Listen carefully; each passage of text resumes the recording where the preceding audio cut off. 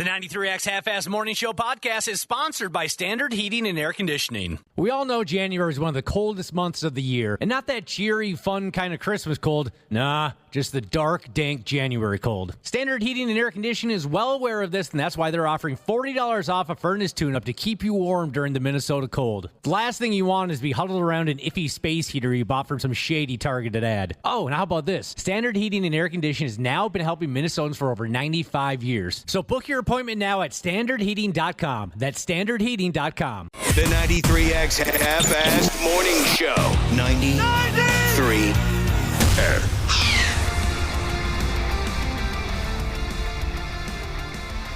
Dang. Wednesday, huh? Where can we go with that, Josh? That's about as far as I can go, I think. I guess we'll find out. Welcome, Although the week's everybody. going by kind of fast, I thought. I don't know. Here we go. Now you've done it. I like to get controversial and right off the bat. Now you've done it. You've labeled the week fast. It has been for me, at least. Now you know what the rest of the week has in store for us. It's going to drag on, Misery. isn't it? Yeah. Misery. I just put a bunch of chains and some heavy weights at the end of that thing. You can't say, boy, this week has gone fast when we got bosses in the building. Oh, yeah, I forgot about that. They're going to want to spend the rest of the week with us now. Turn it into absolute misery.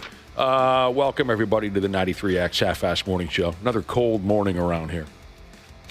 You know, Smashley over there, she says that you can adapt yourself to the cold weather by taking cold showers.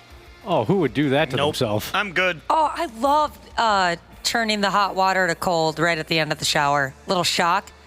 I like that feeling. This is going to sound absolutely crazy. Does it hurt so good? Yeah. That shock at the end of the... Yeah, it takes your breath away. I like that feeling of having a hard time catching your breath, I guess. That sounds insane. You don't like breathing. Yeah, you like the choking game. It's kind of like we talked about earlier about people that jump into the hot tub and then jump into the cold plunge. You just like to do that in the comfort of your shower. Yeah, I like that shiver that goes down your spine. It's nice. All right, well, I'm going to go ahead and pass on that routine. Well, I remember the first time we had a science teacher tell us, hey, if you ever go outside and you think you got frostbite on your hands, whatever, you don't put warm water on your hands. You put cold water when you come in. Run cold water on there because it's still warmer than your skin might be. I thought she was a crazy person at first, but I guess it makes sense. Yeah, I've heard that routine. The best way to, if you have a lot of ice that you need to get rid of. Ice that I need to get rid of? Yeah, you use cold water. It gets rid of it faster. I use gin. Oh. Smart. And a twist of lime. Tell me a situation where you'd have ice that you need to get rid of. Working in the kitchen. In a kitchen. Yeah, I immediately thought I always have ice in my sink. It's nice to I heard it from somebody that it helps with the smell if you melt some ice down your drain. I don't know. I've never done that. I don't know if that has We got a lot of remedies anything to do with it. Maybe it's an old wives' tale. We got a lot of home remedies here. If you ever are shopping for a chest freezer, buy one twice as big as you need it because that thing's going to be half full of ice within about a year. Just frostbite. I remember a buddy of mine, his parents had one, like the kind that killed kids, where you just super heavy, the top came down, you're never getting out of that. Hell you climb in yeah. there for hide and seek or something. Yeah. And about once a year, we'd clean out all the filet of fish they'd have in there because they'd buy them like crazy during Lent. Right. And we'd just be chopping that ice out, spending about an hour doing that. It was like icebergs in there. My folks had one of those. It was big enough to fit a couple of carcasses. Incredible what I found at the bottom after when they retired and moved out of town and I bought their home, of course, they left me some things. I begged them, don't leave this, don't leave that. I want no, but they left me some problems. You know, they had that right, I guess, since they, quote, raised me. They had the right to leave me some garbage. The old man left a lot of just old tires. Take those old tires in the garage. Please take the tires. Oh yeah, I will. When I moved in, the garbage was still in the garage. They left that chest freezer, and it was like an Antarctic. What do they do in the end? They go on escapades. There's a word. That's not the word though. Yeah. It was like being on an... it's right there. Yeah, you got it. I know exactly what you're talking about. I felt like a scientist digging through the layers of ice You're taking core samples in the middle of that thing? Right. Oh, look, this is the original tater tot from back in the day. Were you thinking of expeditions? Expedition is the word. That's right. Trying to get to the bottom of that damn thing, it was gory, man. It was gory. I have one of those chest freezers, and the only reason I have one is because the person that sold me and my boyfriend the house didn't want to take it with, which makes sense. They're heavy, annoying, but I don't think I've been in that thing since. In it. Like, opened it up and checked it out since I put stuff in it for the first time. Let it go 30 year years. and a half ago. Trust me, let it go 30 or 35 years. You'll be fascinated by what you find. And make sure you don't label it, so it's like a surprise what it could be. Little mystery meat. Yeah, right. Mystery meat. That's the thing that's at the bottom, and everything else is stuck to it. You're never getting that thing out of there. It seems like, so chest freezers and pianos. That's the other thing that no one wants to take with them. They're like, that's too heavy, we'll leave it. Sometimes pool tables are like that, depending on how much you're into it. Yep. So, Smashley was saying with this cold snap, take a cold shower, your cold tolerance goes up. And there's some medical stuff in there about blood vessels and blood pressure and this and that. Sounds miserable. I'd rather just be miserable out in the cold than do the prep to make me more tolerant to the cold weather. I'm not going to do a week's worth of cold showers in preparation for cold weather. Being cold and wet is my effing kryptonite. I've had enough. I mean, when you grow up in a commune, like I did, sometimes if you're the last to shower, you're not going to get warm water until the next day. Right. That's it. I'm most miserable if I ever find myself cold and wet at the same time, even cold and damp. Yeah, I'm with you. I've grown to hate the cold as I get older. I'm always cold. My house is cold. This building is cold. And like you were saying, Josh, I know a thing or two about cold showers. I do. When I was a kid, on multiple occasions, our water heater would give way. Now, you'd think my folks would want to get on that. Nope. They'll get around to it. So we kids were left to take cold showers before school for a week or two. Now, also, once in a while, the water heater would take a deuce, and the shower head would stop working. So we were left to getting on our knees in front of the tub and hanging our heads under gushing cold water in the morning in order to wash our hairdos. I essentially waterboarded myself every morning before school. That sucks, dude. Oh, my God. They'd get around to it. They weren't worried about it. I'm talking, it was like dipping your skull in Lake Superior just over and over again. I waterboarded myself. I'd go to school with blue lips, and the kids on my school bus must have thought I smoked rock or something. You poor thing. And you don't want to use shampoo or anything in your hair, because then you got to be under there even longer. So don't expect me to sign up for cold showers. Every once in a while, I hear what you're saying, Ashley. But did you say every time you do?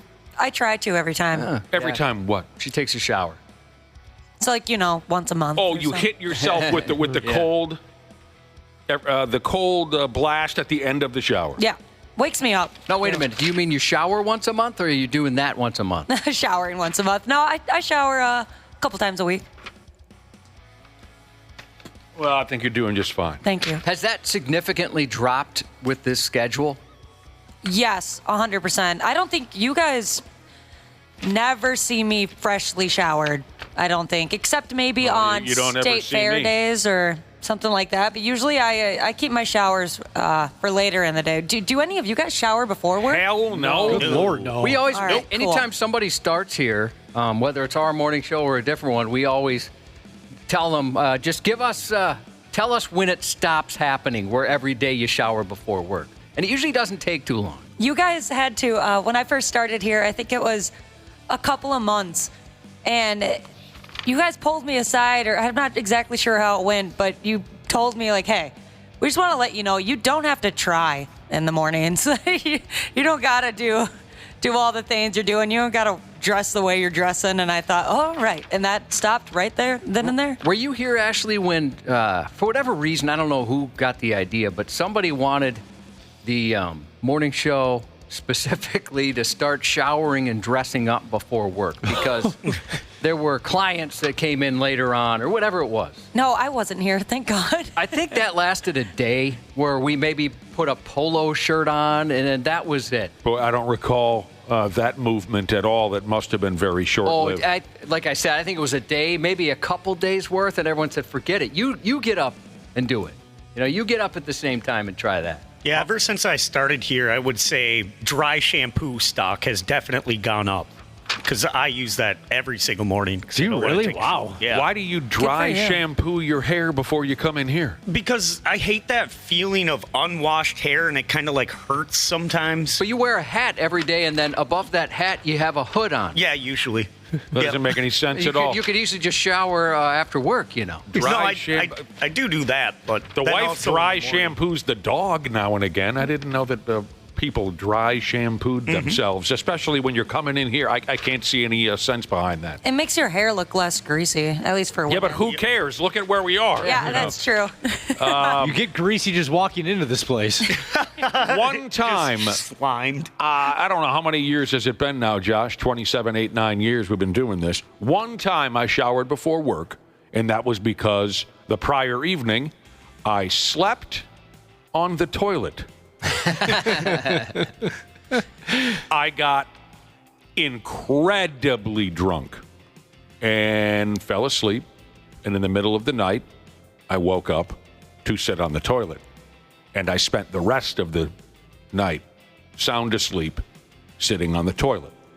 And I thought, okay, maybe this is a reason to jump into the douche before I go see other live human beings. So once in 27, 8, 9 years have I showered before coming into this nightmare. Yeah, none of us see each other. Ashley, to go back to you saying you guys never see me freshly showered.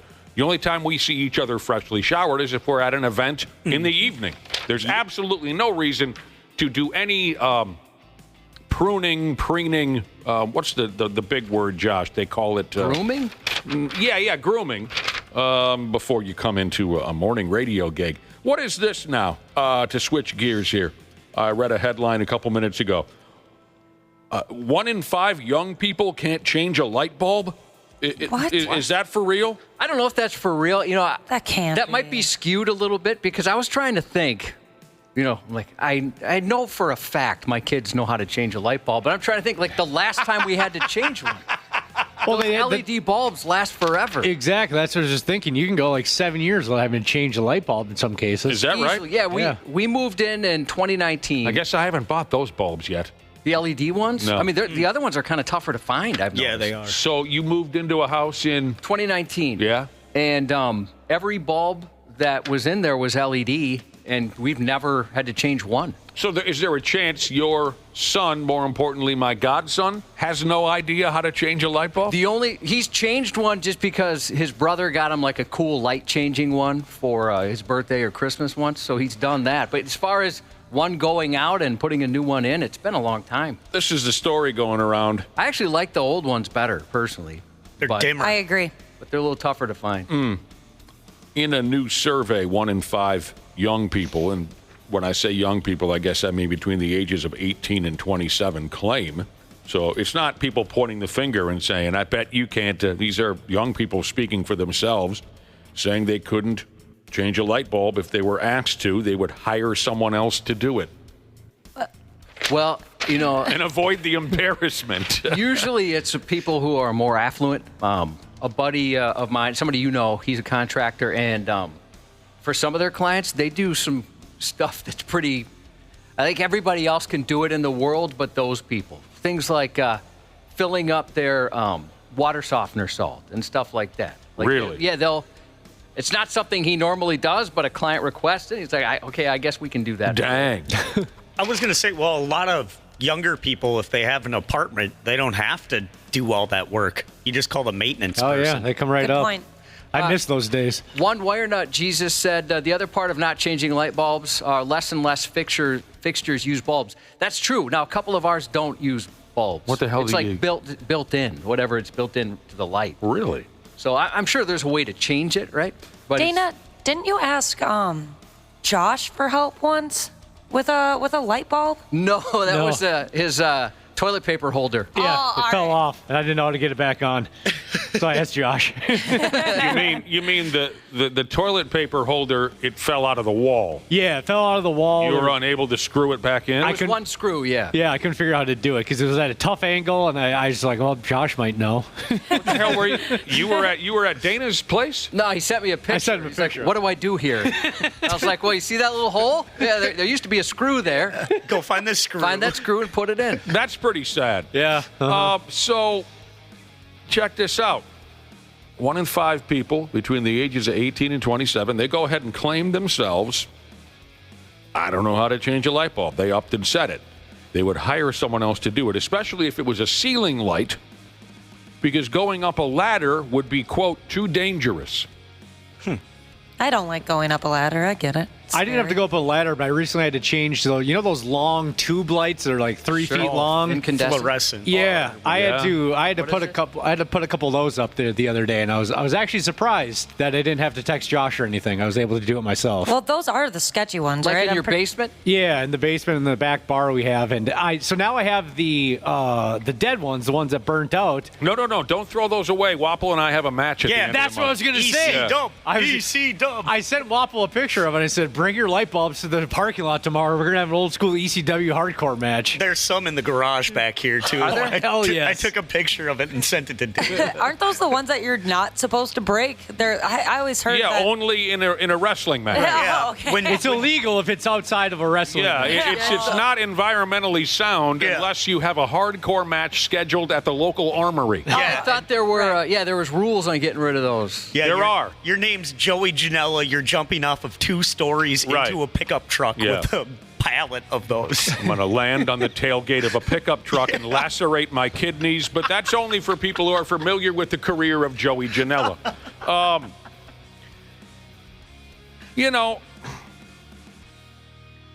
Younger people, according to this report, they willingly admit they're just not familiar with some of these, what we would consider basic fixer-upper type projects.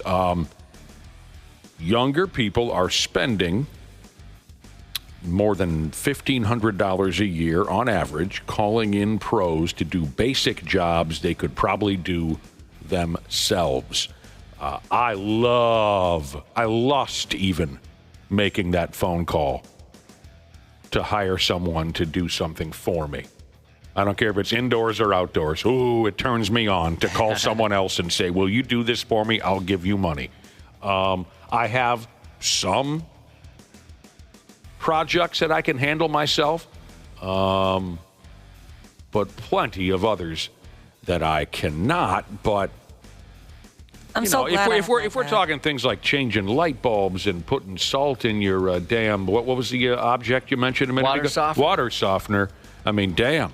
But times have changed. People have changed. The closest I've come to that is Brad Ryder, regular guest here on the show. He'll be joining us this morning. Oh, God, Randy yes. Shaver. Yeah. His son, when he played baseball in high school, they sold water softener salt.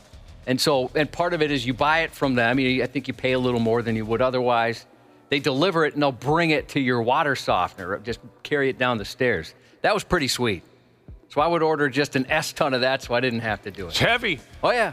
That's actually something good that they're giving out. We just had like magazine subscriptions. God, that was the Lame. worst. And you had to walk door to door. Oh, Or coupon books that Yeah. nobody ever uses. Is basically just a $20 donation. yeah. What were you hauling around, Wapple? Like just magazine subscriptions. Okay, So- magazines, and Dana said What's that?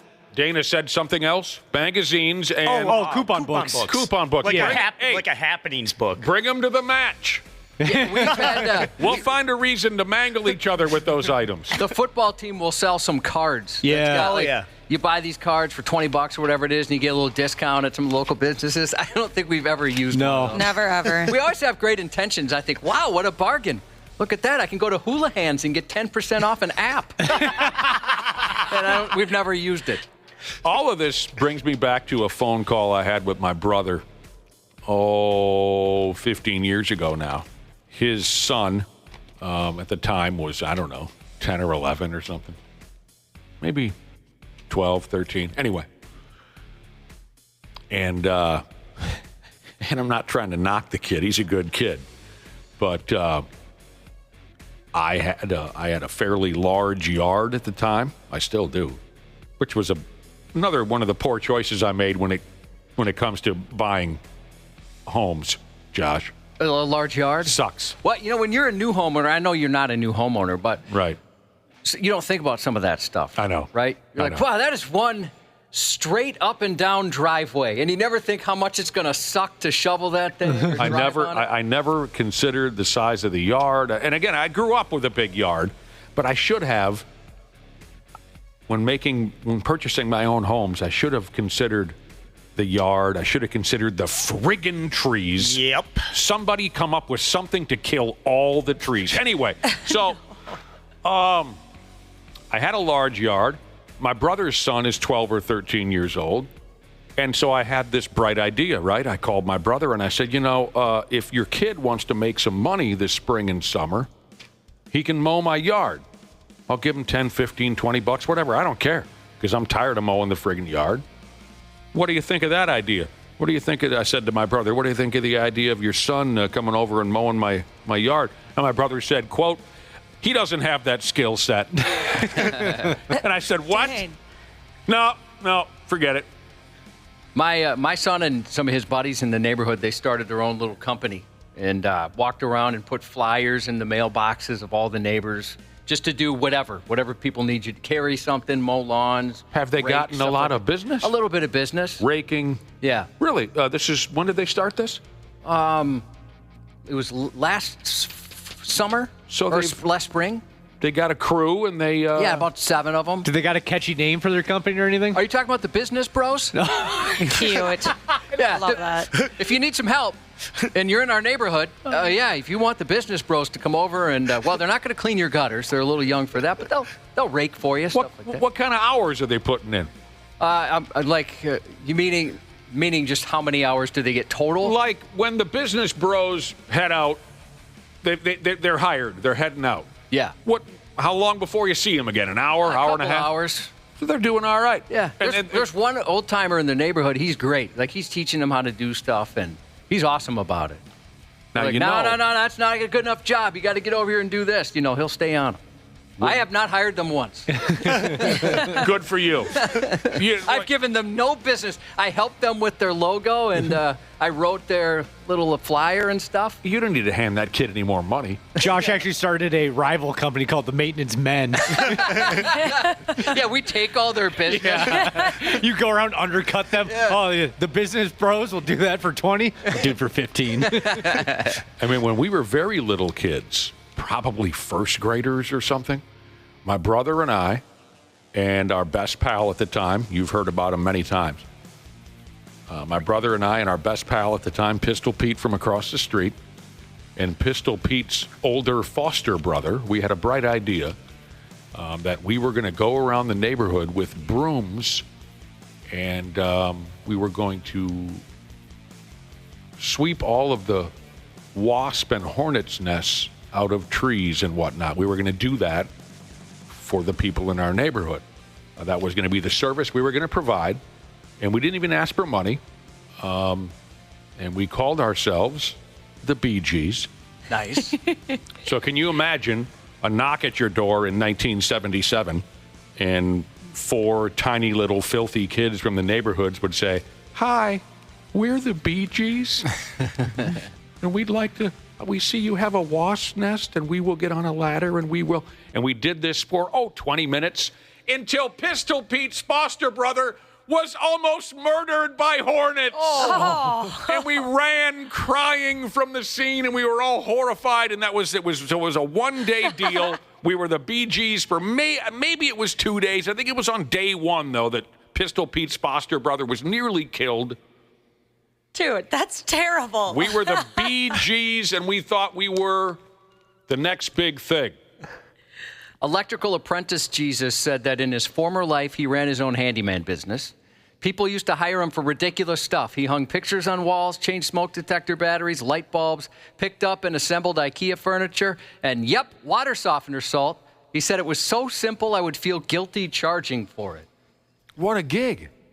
What happened to that gig? In his former life, he said? Yeah, so now he's doing, he's an electrician? Doing something else now. I'll tell you, I tried to hang a couple floating shelves, and I thought, this would be easy. Brought out the laser even.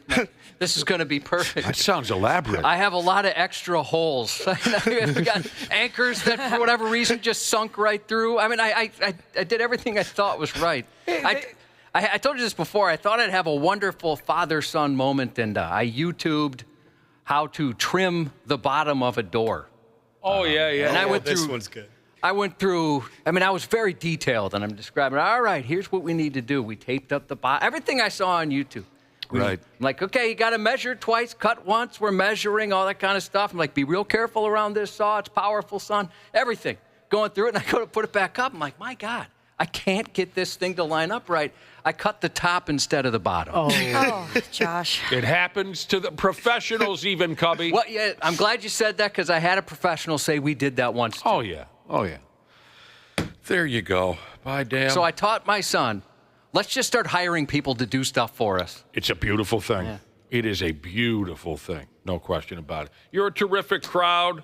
Stay warm this morning, although I think it's supposed to dramatically improve as the day goes on. Do you know what I'm saying to you? Wapple does because he mm-hmmed me. It's supposed to get up to 28. He knows exactly what I'm Heat talking wave. Sometimes he has an enthusiastic where he really agrees, like, Right. It's kind of got a little sass behind it. It's really a hell of a deal. We'll be back with the stupid news here in a few minutes on the program. There's a douchiness to them. The 93X Half-Assed Morning Show. Dana here for Standard Heating and Air Conditioning. We all know January is one of the coldest months of the year, and not that cheery, fun kind of Christmas cold. Nah, just the dark, dank January cold. Standard Heating and Air Conditioning is well aware of this, and that's why they're offering $40 off a furnace tune-up to keep you warm during the Minnesota cold. The last thing you want is to be huddled around an iffy space heater you bought from some shady targeted ad. Oh, and how about this? Standard Heating and Air Conditioning has now been helping Minnesotans for over 95 years. So book your appointment now at standardheating.com. That's standardheating.com. Hey, it's Rich Eisen here. Join me and my compadre, Chris Brockman, every Monday on the Overreaction Monday podcast. You're also saying the record's going to go down. I'm saying the record's going down anyway. The guy. I don't think you're off on this at all. Like, you're spot on here. I don't think this is an overreaction because we have no idea what we're reacting to. Come react or overreact with us. Overreaction Monday. Follow and listen on your favorite platform. It's game over. Over, man. Stupid news on the Half-Assed Morning Show. All right, if you're just joining us, Word Life. If you were with us a few minutes ago, you know that we were talking about fixing things around the house. Some of us love it. Some of us do not. Some of us are very skilled. Some of us, the exact opposite. I received a text message, and the number is 651-989-9393 if and you ever want to get a hold of us. Got a text message that says, my wife wanted me to put a sliding barn door in the house summers. Oh, they were all the rage for a while there, for sure. They're very popular, huh? They were, yeah. Wapple agrees with you. Yeah, I heard him. He went like this. Yeah, he mm-hmmed me.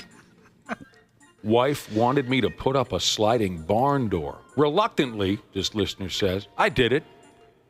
And the emergency room bill was over $2,000 because I dropped it on my foot. Oh, dude, I'm sorry. Those things I've heard can be heavy. Mm-hmm, me on that one, Wapple. Mm-hmm. That sucks. Can I get a mm-hmm? That sucks because now his wife is like, you know, he can't even do that. That's what you think she's thinking? Yeah, I imagine. That would be a cold-blooded person to think like that. There's a part of her that was probably like, gosh darn it. Yeah, he did his best. He got the job done. He says, I reluctantly did it. Would you go to the emergency room for your significant other, Ashley? Yeah, I would. And what if he gave you crap about why you went? He has, so that doesn't surprise me. What happened to you? Just a couple times I've been sick. It gives me crap. Oh. Yeah, this guy got the job done. Yeah, he tried. He was trying to be a nice husband. Anybody can drop something on their foot. He says, I definitely could have paid someone to do it. and it would have been cheaper. And he wishes he would have. I've decided I'll try something, and then if I have to, I'll pay someone to fix my mistakes. I bet that's relatively common for folks that are good at that. Yeah, good for you that you're willing to try. I'm not even willing to try. I just make that phone call. My boyfriend is usually willing to try things, but he's kind of out of luck because I grew up with a dad that knows how to do absolutely everything. Whatever it is, cars, something in your house, just call my dad. And he's been in the process of doing something, and and I feel so bad, but I've definitely said, like, dude, you just want me to call my dad? I can just call my dad. Man, let me call him. He can get this done faster. Don't do that. You've emasculated him. Yeah. That could send him to the emergency room. But it is so true. My dad can do it. I have an uncle who's like that. He can fix anything. And like you mentioned, he can build you an engine. He could reprogram your computer. He could rewire your house, anything. He's really good at it. And he also kind of gets mad if you don't reach out to him. Yes, I know a couple people like that, and they need to find something else to do. But his thing is, like, he'll do one of two things. Not show up or just say, yeah, I don't have any time for that. So if you have something you need to get done, it's not going to get done in a timely fashion. Oh. Or he'll show up and go, yeah, I know you needed this fixed, but why don't we build you a gazebo? You know, he gets another project in mind that I don't want a gazebo. Like, no, you need a gazebo. I know the types. Which will never be completely finished, by the way. He's the type that gets crazy on a project but doesn't finish it and moves on to something else? Right, but he halfway done. A project you weren't interested in. And like I said, genuinely gets mad if you don't call him first. I know the type. One of my best buddies is obsessed with renovating homes, his own or anyone else he knows. He'll come over to your house, and he immediately is looking at the ceilings, looking at the walls. You know, you could do this. You could knock that wall out. Shut up! I'll call you if I need that kind of advice. He's got a problem. He knows it. He does. He knows it. All right, on to the stupid news report. Gambling can be an evil bride for some of us. I'm not a big gambler. Not at all, really. I've played a few hands of this and that at casinos in my lifetime. Not a big gambler by any stretch of the imagination, but I got to admit that I love the vibe at casinos. Mm-hmm. All the beautiful... So does Waffle. He approves. I approve. Why are you mm-hmming the balls off of us this morning? I don't know. I just agree with what you're saying today. You could just, from now on, but you've been mm-hmming for a while. Yes, you have. Just nod. Just nod. Just give a thumbs up. And I'll know that you're on board with where I'm going with this. Because you do it. You have different mm-hms, and I think we figured them out. There's the mm-hmm, I saw or read that. Uh-huh. There's the mm-hmm, I agree. And then there's sometimes just an that one we haven't figured out. You're just bombing us with these lately. I love all the beautiful people when you go to a casino. I love the sights, the sounds, the vibe, the food, the beer. Maybe there's a live band. I do. I'm just not all that wired into sitting and playing cards for hours on end. Others are much more serious about it. Now, damn near everyone can relate to this scenario. Either you've been there yourself or you've heard stories. A gambler sits down at a card table.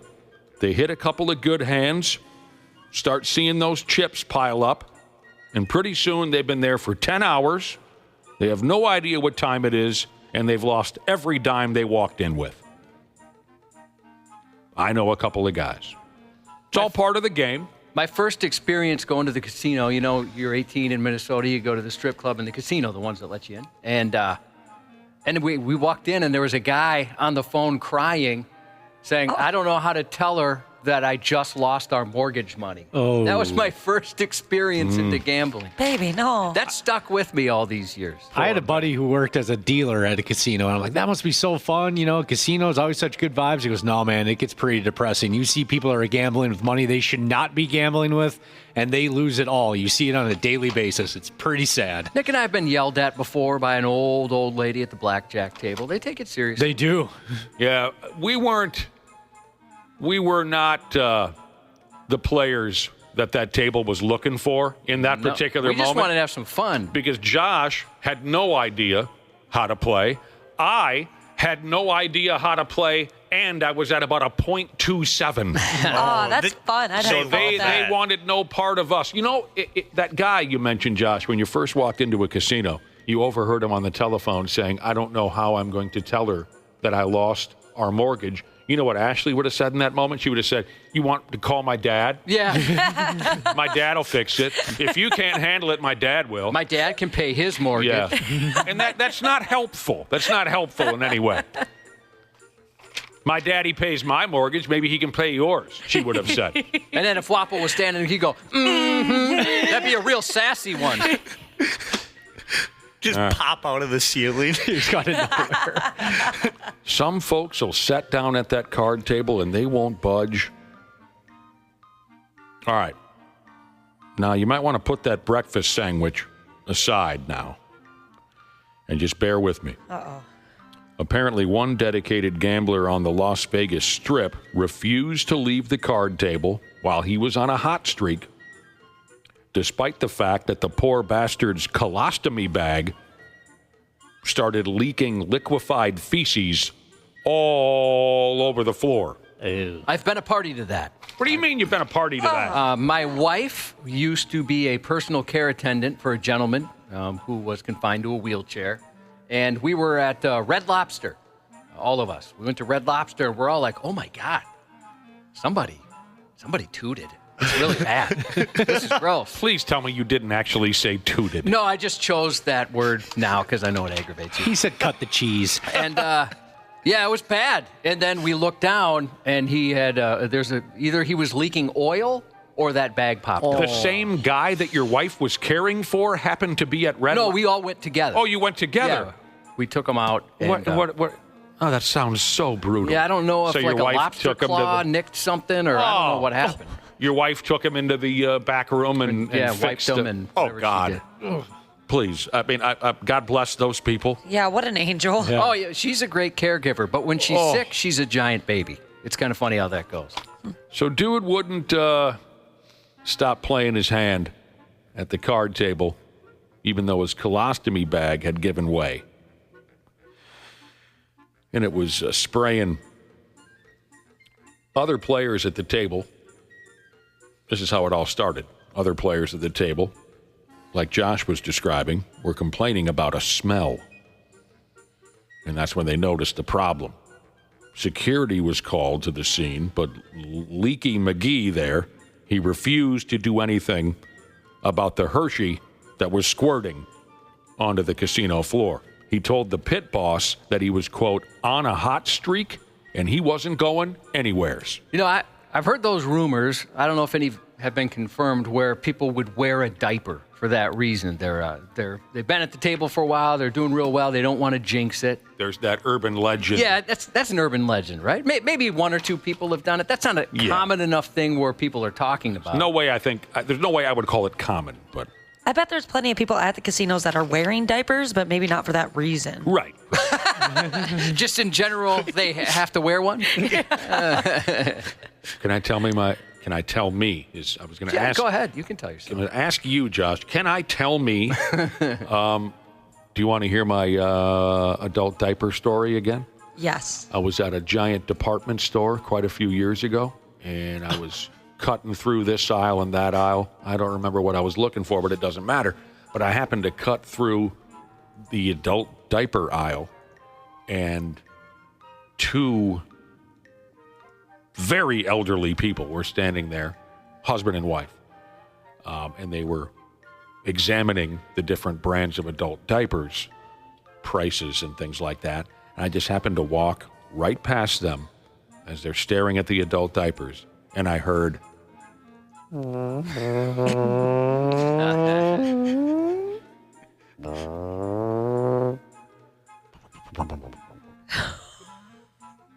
from one of them, and I thought to myself, you better get to the counter quick. Pretty bad. It was a keeper. No. They just take one of those out. The other one has to go pay for them. They run in the bathroom. Iwe? Mm-hmm. Are we going to iwe? Possibly? Oh, yeah. I couldn't understand what you meant. Yeah, we can iwe. Where's it? It's I got a new computer, so I got to figure out where I put that. It's in there somewhere. Yeah, it is. Oh, here we go. Get it real quick.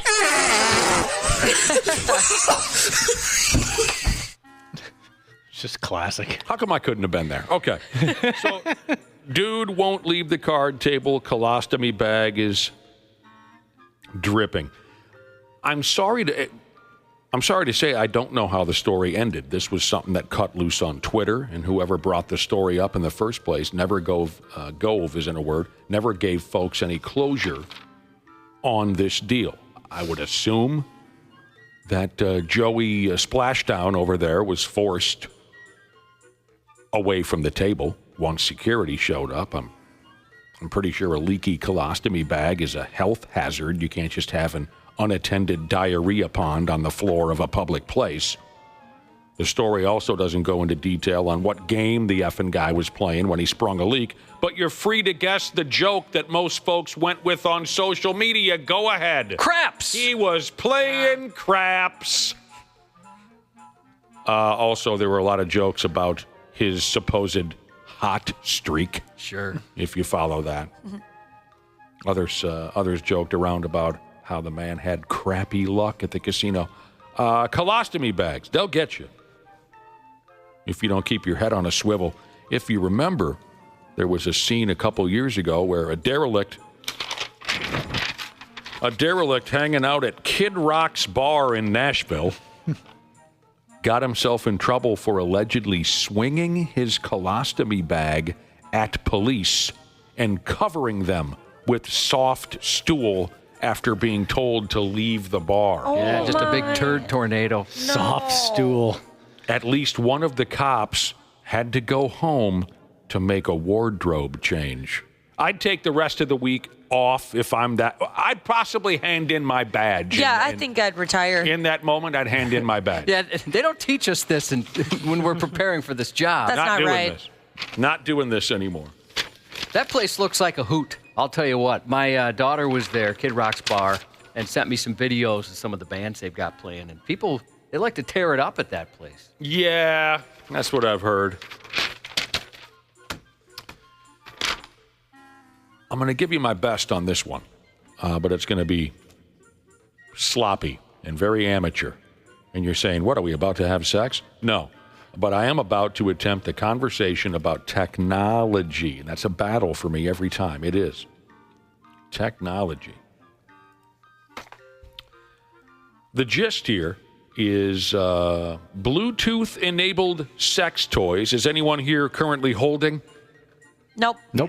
Keystering, a little different. A Bluetooth-enabled sex toy?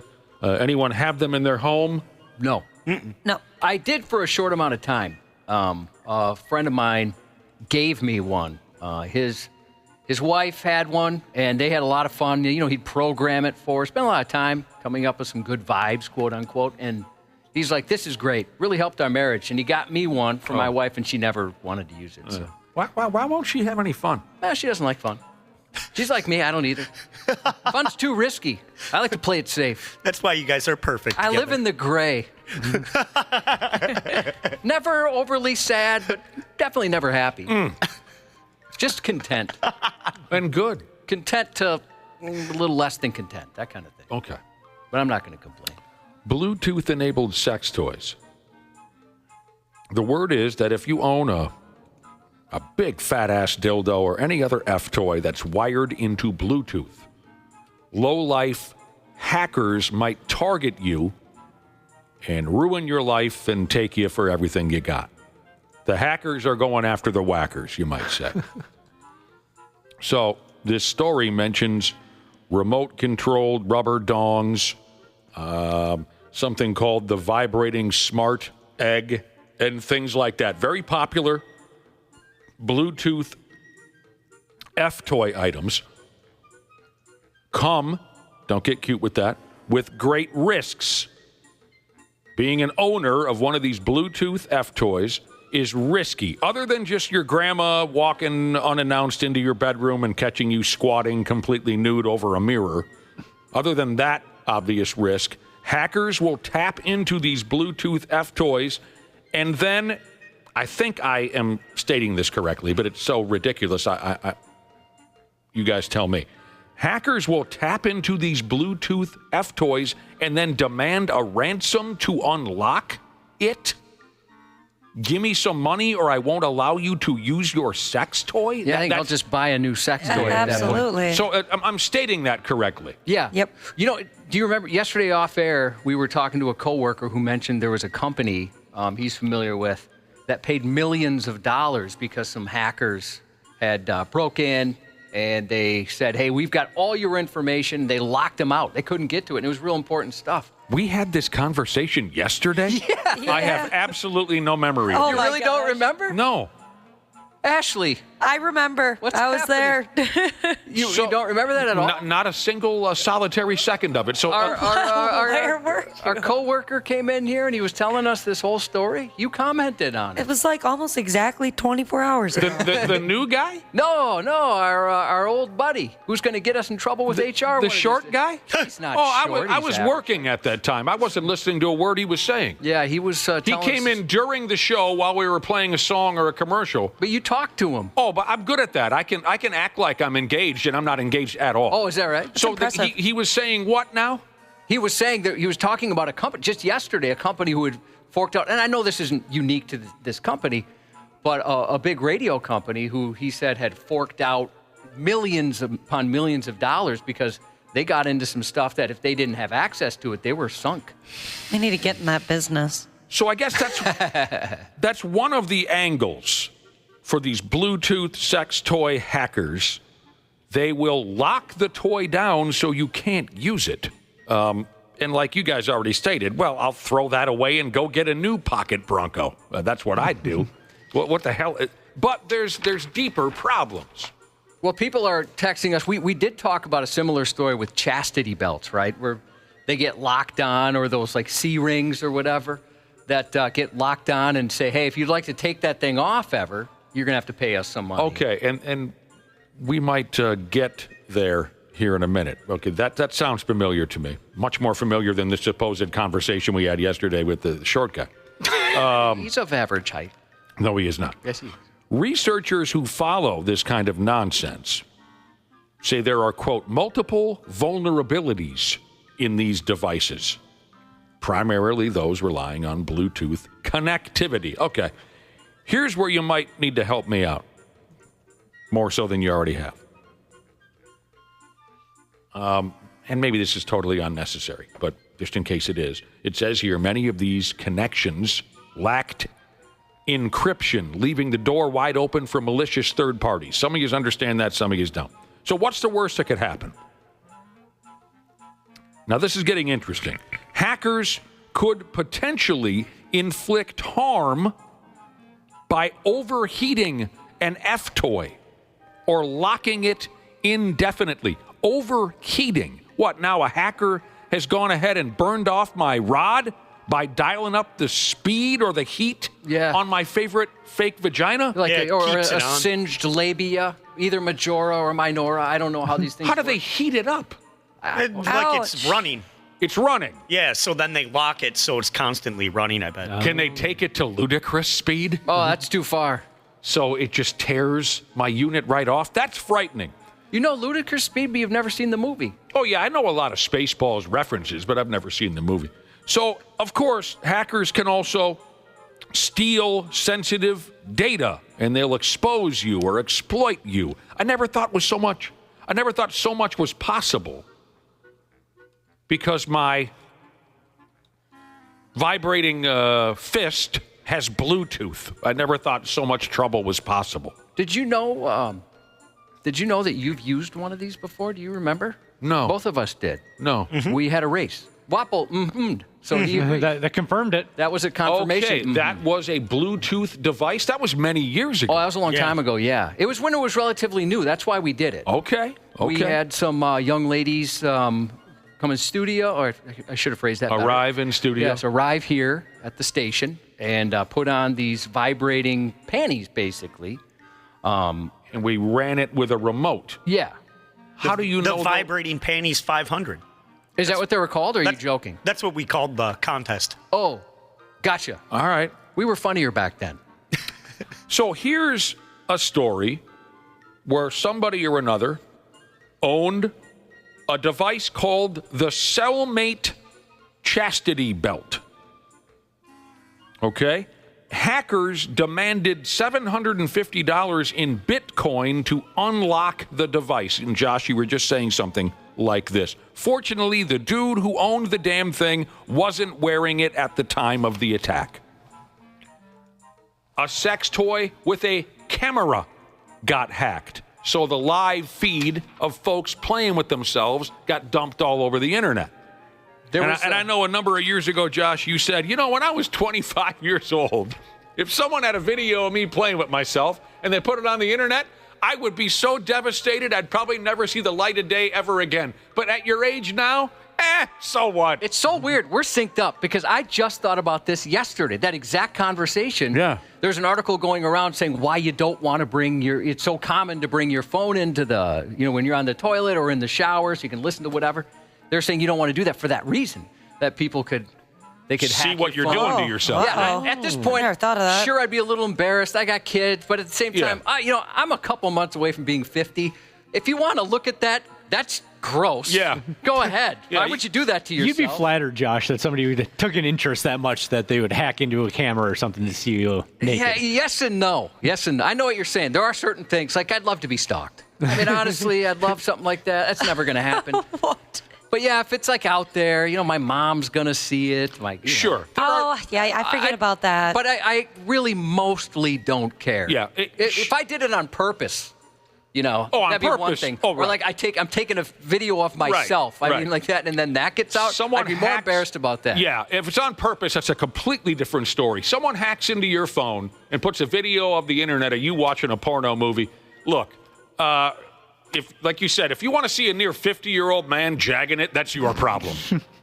So, what is a smart toy masturbator to do about all this?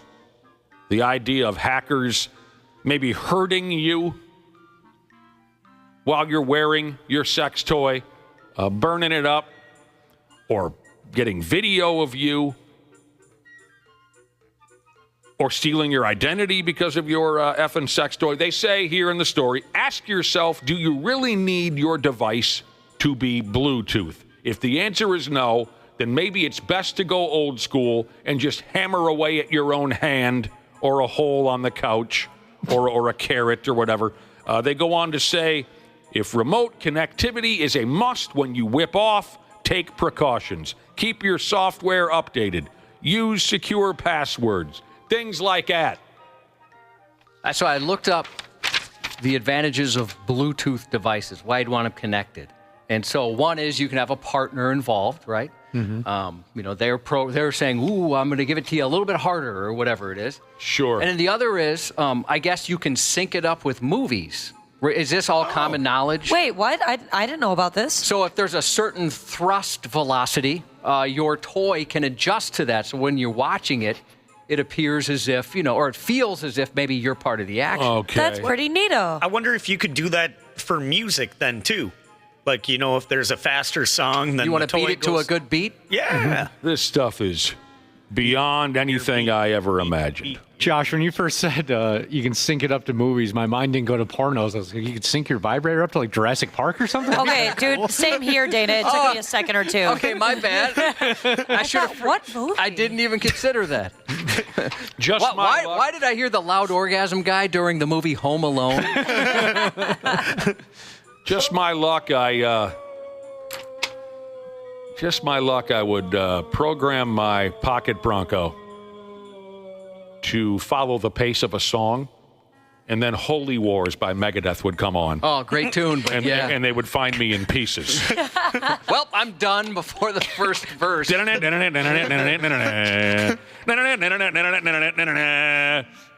And you find me dead. That's how you get your Bluetooth sex toy to overheat on you. Oh, I'd end up dead. Okay, before. So you want more like a regular, just an easier rhythm? Yeah, like, say, Daydream Believer by the Monkees. If my pocket Bronco lined up with Daydream Believer, just a nice easy pace. Boo da doo da doo da doo da doo da doo da. If you're unhappy, watch that music video. Watch the video of the Monkees singing Daydream Believer, all of them gathered around the piano. They loved each other. Davy Jones. And they had more damn fun than a lot of us will have in our lifetime. Davy Jones knew how to do a lot of things and do it very well. The one thing he was unable to do, frown. Never once saw him do anything but smile. It's a beautiful fact that you just spit at us. If you're ever sad, watch that. Are you watching it right now, Ashley? I'm going to, because just listening to the song makes me happy. So. Of course it does, because they were friggin' the greatest band that's ever lived. Or if you're feeling sad, watch the video of that supermodel falling off of her high heels on the runway and the news guys laughing about it. Those are the two greatest pick-me-up videos in the history of the internet. You know the video I'm talking about? Good ones, yeah. Where the gal is trying to walk down the runway and her high heels are falling out from under her and the two news guys can't stop laughing at the video. What about the biker that gets the cramp and then falls in the chair? It's in there somewhere, but I'm just trying to focus on the top two of all time. I've got a new one for you. What? Frankie McDonald from Nova Scotia. He's one of the most famous weathermen of all time. Sure. He did a video yesterday where he was being chased by gorillas. Oh, cute. Yes. And now I know what to do. Immediately. You're thinking, oh, that's silly. Why would you do? But if you're ever chased by gorillas, watch it. Now you know what to do. Who's the dude in the Monkees with the tambourine? Well, I can't see the video. It's been a while since I've watched it. Is he very tall? Well, Davy's got the tambourine. Yeah, that's Davy. I love him. Well, how do you not love Davy? He's so cute. Have you never seen Davy Jones before? I've never actually seen these guys. He's or what they dreamy. look Oh, like. my God. He's so cute. He's so happy. We got to go to commercial because I'm going to watch Daydream Believer with Ashley. We'll be back with sports. Sports on the 93X Half-Assed Morning Show. It's me, Ben Johnson. Come to the Dolphins, bro. No, shut up. You're a great QB. I'm so glad that you're going to get a new head coach. I don't know if it's Ben Johnson, but I'm sorry about this. All good. Peace out. Hey, the nails are tough. You're a GOAT, bro. You're a GOAT. No way. Yeah! What a bunch of dorks. I hated that. That is so dumb. That is pretty dumb. It takes a lot of explaining, though. So, okay, the Detroit Lions have an offensive or defensive coordinator named Ben Johnson. What's his name? Ben Johnson. Ben Johnson. Okay. You tell it, Josh, because I can't keep up with this story. Well, somehow these young guys, they get Caleb Williams, the quarterback for the Bears, they get his phone number. Right. So they FaceTime him. FaceTime. And first they start texting him saying, hey, it's Ben Johnson. Guess what? I'm your new coach. Right. And Caleb was saying something probably like word or meta, or I don't know what young people say. Skibbity. Epic. Yeah, mad aura. And so they say, all right, we're going to FaceTime you. And they FaceTime him, and he realizes, all right, I'm being had. It's not actually Ben Johnson from the Detroit Lions. It's a 17-year-old kid named Ben Johnson and his dorky friends who all then touch themselves because they got to look at Caleb Johnson's face on FaceTime for 7 seconds. And he took it pretty well. Yeah, Williams was good about it. Yeah, I would have told those kids to... what's the line my mother used to say instead of go F yourself? Go piss up a rope. Oh, I like that one. I would have told those kids to go piss up a rope. There's things going on tonight. There are, I'll tell you that. The Pigs and Oilers have a game scheduled tonight in St. Paul. The Timberwolves are at home against the Golden State Warriors. Brad Ryder and Randy Shaver will be along here in about a half hour. But you can't go nowheres because Josh's news is coming up next. There's a douchiness to them. The 93X Half-Assed Morning Show. Dana here for Standard Heating and Air Conditioning. We all know January is one of the coldest months of the year, and not that cheery, fun kind of Christmas cold. Nah, just the dark, dank January cold. Standard Heating and Air Conditioning is well aware of this, and that's why they're offering $40 off a furnace tune-up to keep you warm during the Minnesota cold. The last thing you want is to be huddled around an iffy space heater you bought from some shady targeted ad. Oh, and how about this? Standard Heating and Air Conditioning has now been helping Minnesotans for over 95 years. So book your appointment now at standardheating.com. That's StandardHeating.com. Hey, my name is Mandy Woodruff Santos, career expert and host of Brown Ambition. Brown Ambition is conversations about wealth building. Just know that debt is one of those things you can overcome. Tell us how much debt you actually have, girl. Entrepreneurship. You get a book advance. How have you been doing it while running your business at the same time? What am I doing wrong? And being surrounded by sister friends. We could talk about this all day. No, I think my stress levels are high enough. Thank you. Brown Ambition. Follow and listen on your favorite platform. Half-assed morning show. 93X. They should be concerned with trying to find out how youth sports can lead to something like this. I've never seen anything like that. Not that serious. Kids aren't having fun anymore. Leave the sport to the kids. A weekend basketball game turned into a parking lot showdown when a 29-year-old youth coach allegedly hit a man with his car during a fiery post-game spat. The drama unfolded at 11 a.m. Saturday in the parking lot of Horace Porter School in Columbia, Connecticut, a stone's throw from Yukon. By the time state troopers arrived, the alleged victim had quite the story. The visiting girls' basketball coach intentionally ran him over, sending him flipping over the car's hood before crashing to the ground. Brian Baez Riviera, the coach in question, later reached out to authorities, ready to share his side. Sure, there was an argument, he admitted, but the collision, totally not intentional. He claimed the man chased him on foot, leapt in front of his vehicle, and essentially he caused the impact. But as they say, the camera doesn't lie. Surveillance footage told a different tale, showing the victim being hit and tossed over the car, followed by Baez Riviera speeding off. When asked why he fled, he explained he was just looking out for his passengers, some of whom were kids. Despite his explanation, investigators found no evidence he tried to dodge the man, which led to his arrest. Yeah, just stop telling BS stories and just take your medicine, you friggin' lunatic. Yeah, there's cameras everywhere. You know, it's a fight over a youth basketball game. What a bunch of friggin' dildos. The video is pretty off. That dude got smoked. Yeah, he did. That's one of those where, like, the shoe flies 2 counties away. I mean, how did he make it out of there alive? I don't know. I mean, he's bruised up, but, yeah, he survived. He's one tough individual. The Polk County Sheriff's Office is no stranger to busting people who can't seem to keep their hands to themselves. But this time, a 56-year-old Lakeland, Florida man took things to a disturbing new low by keeping his hands on himself in inappropriate ways. Deputies responded to a call at Hunt Fountain Park's playground in North Lakeland around 12:23 p.m. January 6th, broad daylight.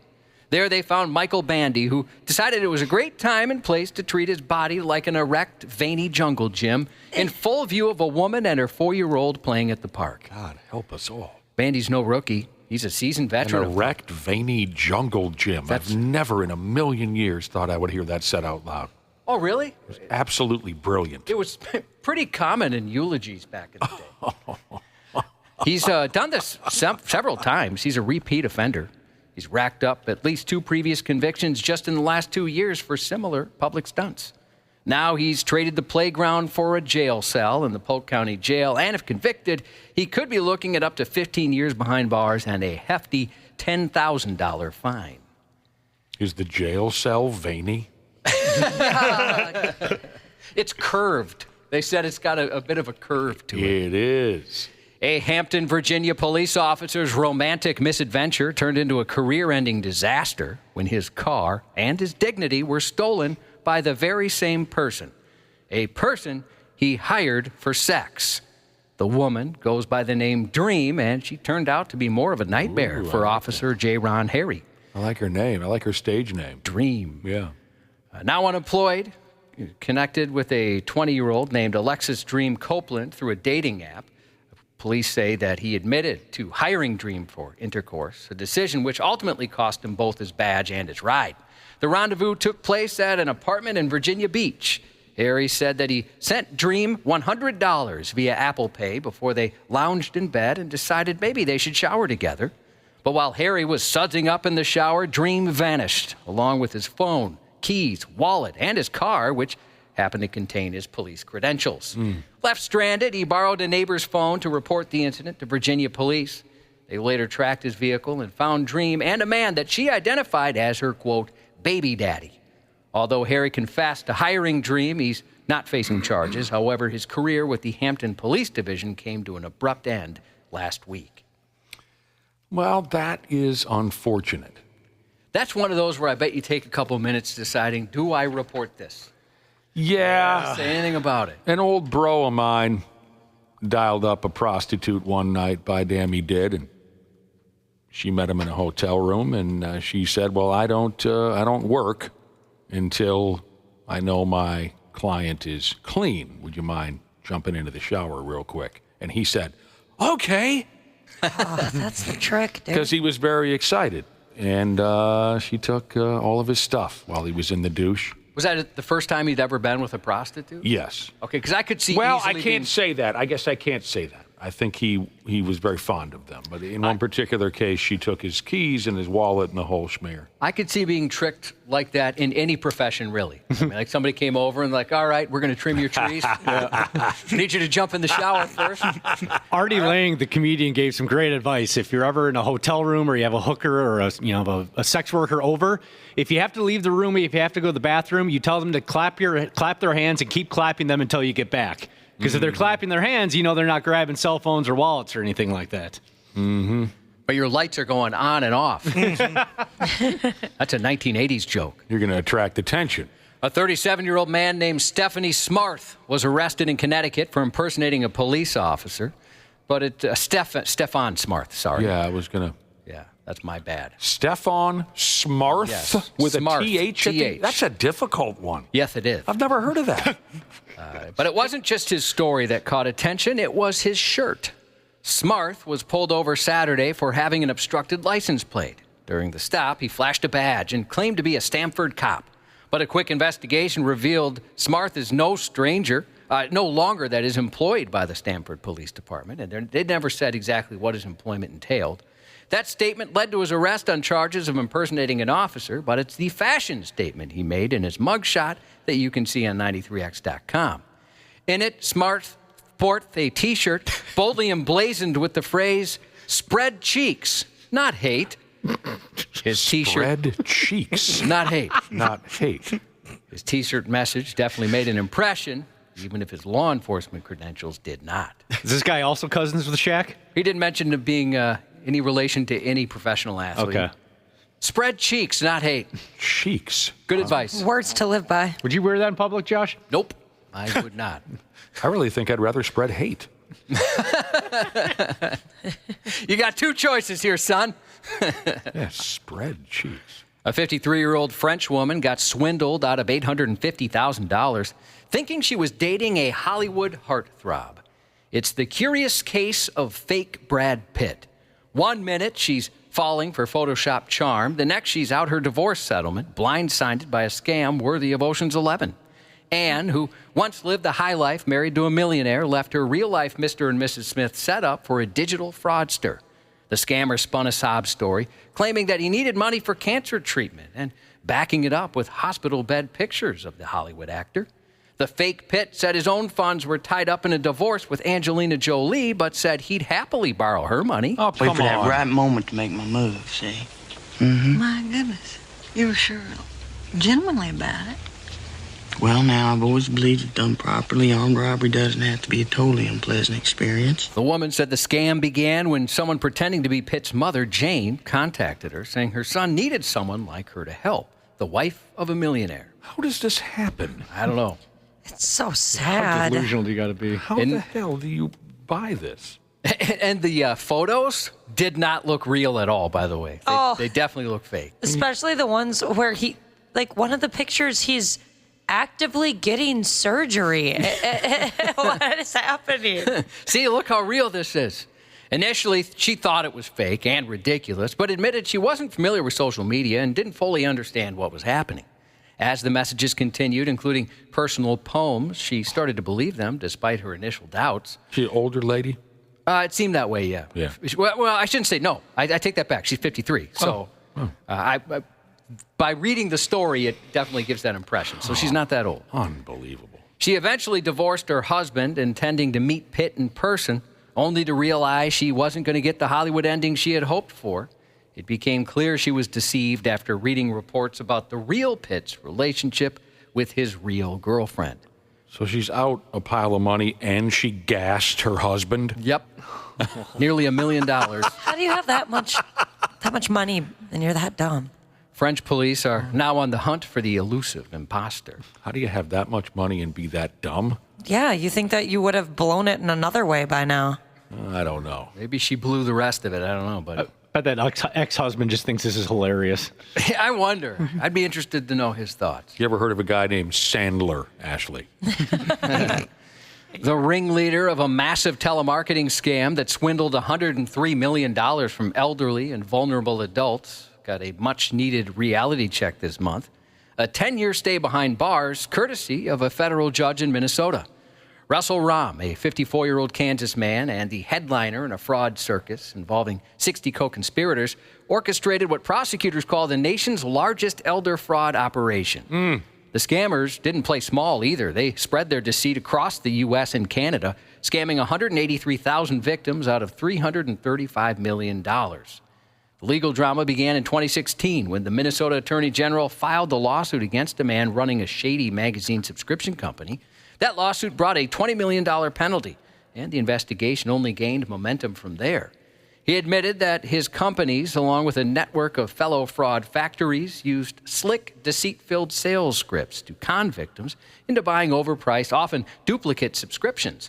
The scheme ran so deep that undercover cops posing as victims stepped in to unravel it. This is Andrew giving you a call at Central Subscriptions, where we send out those magazines. How are you doing today? So it just means we are going to go ahead and lower the monthly payments you had left. Our way of apologizing for any inconvenience. I'm sure that won't bother you at all. Now you're going to save me money, yeah, for a change, huh? The last voice there was undercover cop posing as a victim while investigating the case. Prosecutors revealed some of the elderly victims were being bled dry by up to 10 fraudulent companies at once. Families of workers who tragically lost their lives at a Tennessee plastics factory during Hurricane Helene's devastating flooding are facing more than just heartbreak. They're furious. They said instead of heartfelt condolences, the company sent fast food gift cards. Your mom died, but, go get a burger. What did that say to you? I guess in plain words, just the value of human life. I guess the whole, it happened, so here's a little snack. Catastrophic flooding, which struck eastern Tennessee September 27, claimed the lives of 6 factory workers. Lawsuits say that the company could have had this avoided. Plaintiffs claim workers asked to leave as floodwaters surged, but were told to stay. However, the company denies this, stating its managers never prevented anyone from leaving. For the grieving families, the silence from Impact Plastics was deafening, and adding to insult to injury, they claim all they received were those impersonal gift cards. I was shocked, and it bothered me. That's how they treated us, what they thought about us. Sorry about your grandpa, but here's an order of onion rings. That's exactly on us. Half-off burger for you. Yeah, buy one, get one half off. Yeah, one of the guys said, your mom died, but go get a burger. It felt like a slap in the face, one of them said. I'll be. An attorney representing the victims said other affected families reportedly received nothing more than gift cards as well. It's, that's one of those where you probably would have been better off sending flowers. An edible arrangement. That's messed up. You know what? I want to meet the guy who was completely content with what he received. No. This is too much. You shouldn't have done this. I can't take this. He has to hide his happiness so with the other coworkers. Oh, yeah, you're right. This does suck. Fans were laughing after Coors Light's latest marketing campaign stumbled right out of the gate. The ad, which launched Monday, was supposed to proudly boast mountain cold refreshment. But instead, it served up a frosty typo. Mountain cold refreshment, it read. Well, that sounds pretty good, too, though, I got to admit. The goof was plastered everywhere on social media, billboards nationwide, splashed across full-page spreads and major publications. Naturally, social media couldn't resist. What's a refreshment? One fan quipped. The brand, clearly embracing the chill vibe, clapped back. A refreshment is when we forget to double-check our post. Another fan joked, I personally love getting refreshed. While someone else asked, Coors Light, you good, bro? To which the account replied, trying our best over here. In a statement, Coors Light blamed the hiccup on a, quote, case of the Mondays. Finally, they addressed their sharp-eyed fans, saying, thanks for catching that, everyone. Very chill of you. Mondays. Am I right? Okay, Garfield. They have a good time over there, Cubby. Yeah, they had a good sense of humor There's about probably like one 20-year-old intern too. That Oh, I runs know. their social media. They're having a good sense of humor about it, but I bet somebody did get laughed or yelled at about that. Oh, for sure. The Aldi Coyote has given Wile E. Coyote a run for his money Monday morning, turning a routine grocery trip into an unexpected wildlife adventure. Shoppers at a Chicago Aldi got quite the shock when officers hauled a live coyote out of the refrigerated section. The Humboldt Park store felt more like a Looney Tunes episode as officers used broomsticks to probe the shelves, searching for their elusive, furry intruder. A clip posted online shows the suspense building until one officer grabbed a tail sticking out and gave it a determined yank. Then out popped the coyote, skidding onto the floor. I would have ran. Immediately out, I would have did that. We get all kind of stuff come around through here. The quick-footed coyote darted back between the cold cuts and the dairy aisle before animal control finally managed to corral it. One witness said the coyote had been wandering in the parking lot before making its bold move inside the store. Did the Aldi's Twitter account tweet, Mondays? I don't think they did. They could have, though. It was on a Monday. Yeah. Happy birthday to Wrigley, turning the big 0-2 today from Grandpa. Leonard Skinner is better than your favorite band, Jesus, who noted that Wrigley shares his birthday with what he called the greatest lead man ever, Ronnie Van Zant. Ronnie. Happy 92nd to Telephone Man Jesus from Banker Jesus, and that's 93X News. Randy Shaver. I'm a big guy. I'm a big, strong guy. On the Half-Assed Morning Show. Look right into that camera and tell those guys exactly what you feel and like what you want to say. I would really say F you guys. Yeah. But also on the grounds of why. Like try and get the ball, cool. Right. But like you tried to grab my Yeah. Like you tried to I was in the moment. I thought about throwing a ball at him, and then I realized, Mook, you ain't gonna do Yeah. you ain't gonna do No, go back to right field. I'd forgotten all about that, Josh. I really had, but remember those two derelicts who were molesting Mookie Betts during the World Series, the Yankees fans who grabbed him, tried to tear his arm off, fingered at him a little bit while he was trying to make a play in the World Series? They've been thrown out of Yankee Stadium for life or something like that. All Major League Baseball stadiums, indefinitely. They cannot go to one single Major League Baseball stadium. No. And there was Mookie Betts and Kevin Hart talking about it. All right, I don't pray very often, Josh. But today is different. Lord Jesus, I pray that you do not forsake this live broadcast because, as some of you can tell already, Randy Shaver is trying out a new microphone thingy. Hi, Randy. How's it sound? Sounds really good. Yeah, so far so good. I give it 2 days. You're not quite as loud, I don't think. I give it 2 days. There's Brad Ryder just on his telephone. Hi, Brad. Hey, Brad. Good morning. All right. Anybody want to put some money on the line here? 2 days. Oh, come on. It's not your fault or problem, Randy Shaver. I just have $5 that says, what day is it today? Today's Wednesday. By Friday, that thing is in pieces. I think 2 days is generous. I'd say 1 day. Okay. By tomorrow, it's going to fall apart. Absolutely no faith. I'm going to go with a week. I'm going to say it's going to work. If this is the system, our engineer and I, we spent a couple hours over the weekend testing different systems, and I think this might be Well, if you had something to do with it, Josh, then maybe it stands a I chance. had nothing to do with it other than I tested it with them. One of the days you're off, because you're off Monday, so you've got, if you're saying a week, it's really only 3 days. I hear you, Brad Ryder. Hey, Brad, since you weren't with us yesterday to talk about the hilarious ending to the Minnesota Vikings football season, I'd like to hilarious?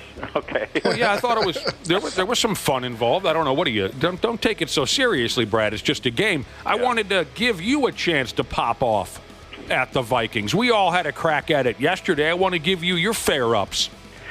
Well, I mean, I think it was just, I'm overstating the obvious. It was just really disappointing to see, I don't know, I think, and I saw something yesterday where, everybody's blaming Darnold, and of course he did not have a good game, and he cost himself a lot of money, and he probably won't be back because of it. But I agree with some of the things I watched and saw yesterday that I wouldn't necessarily put most of it on him, or not all of it on him either. I think, as much as we praise, and rightly so, the coaching staff and the head coach, he did not make adjustments the last 2 weeks. He got out-coached the last 2 weeks. I mean, the drop-back passing, when you've got a pass rush like the Rams had, you've got to adjust and call plays where you can get the ball out of his hands quicker. And maybe he was, and maybe Darnold just wasn't doing it.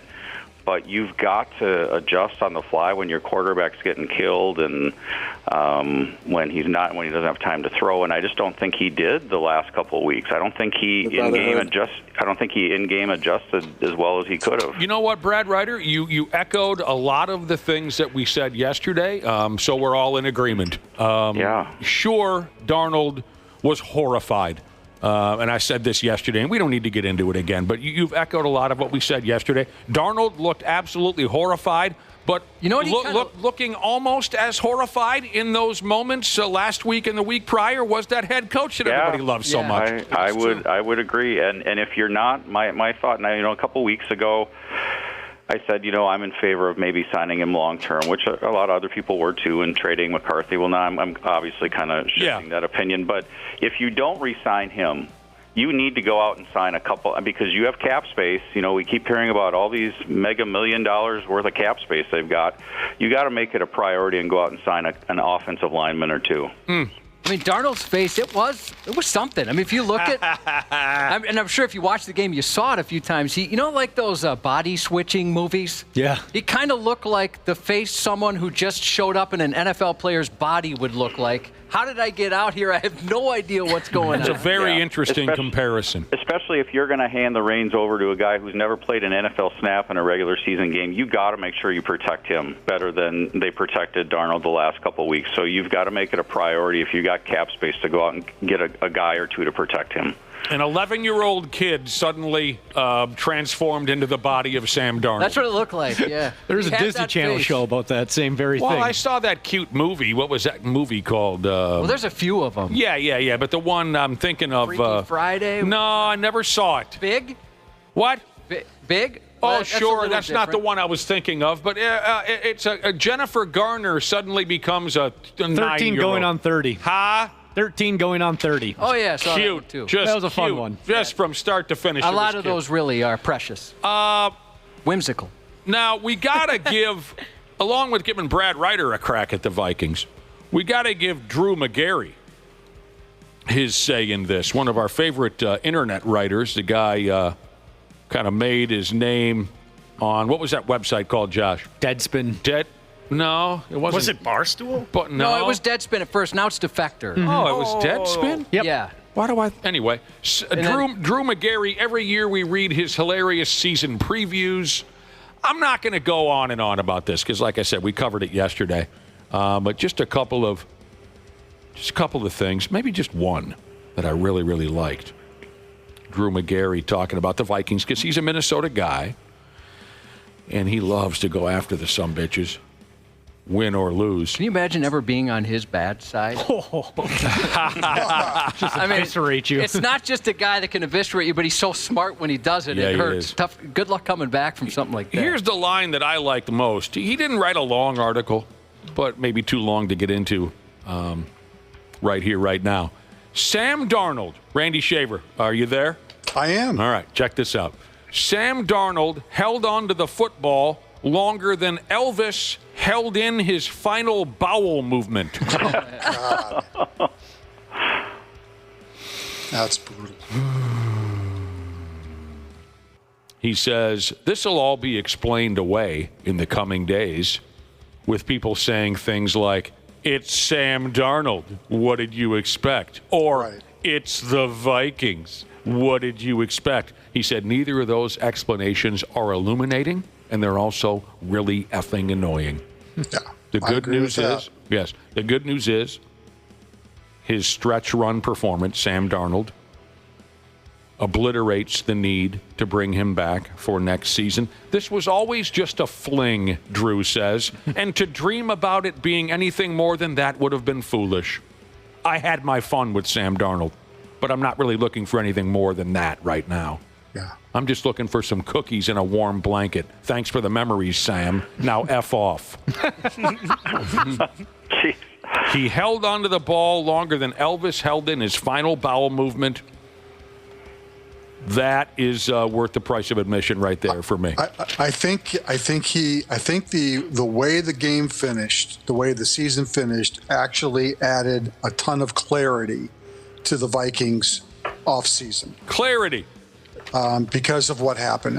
Yes, they lost, and it's disappointing and all of that, but imagine not necessarily the confusion, but the decisions that would have had to have been made had they continued to win, maybe well into the NFC title game.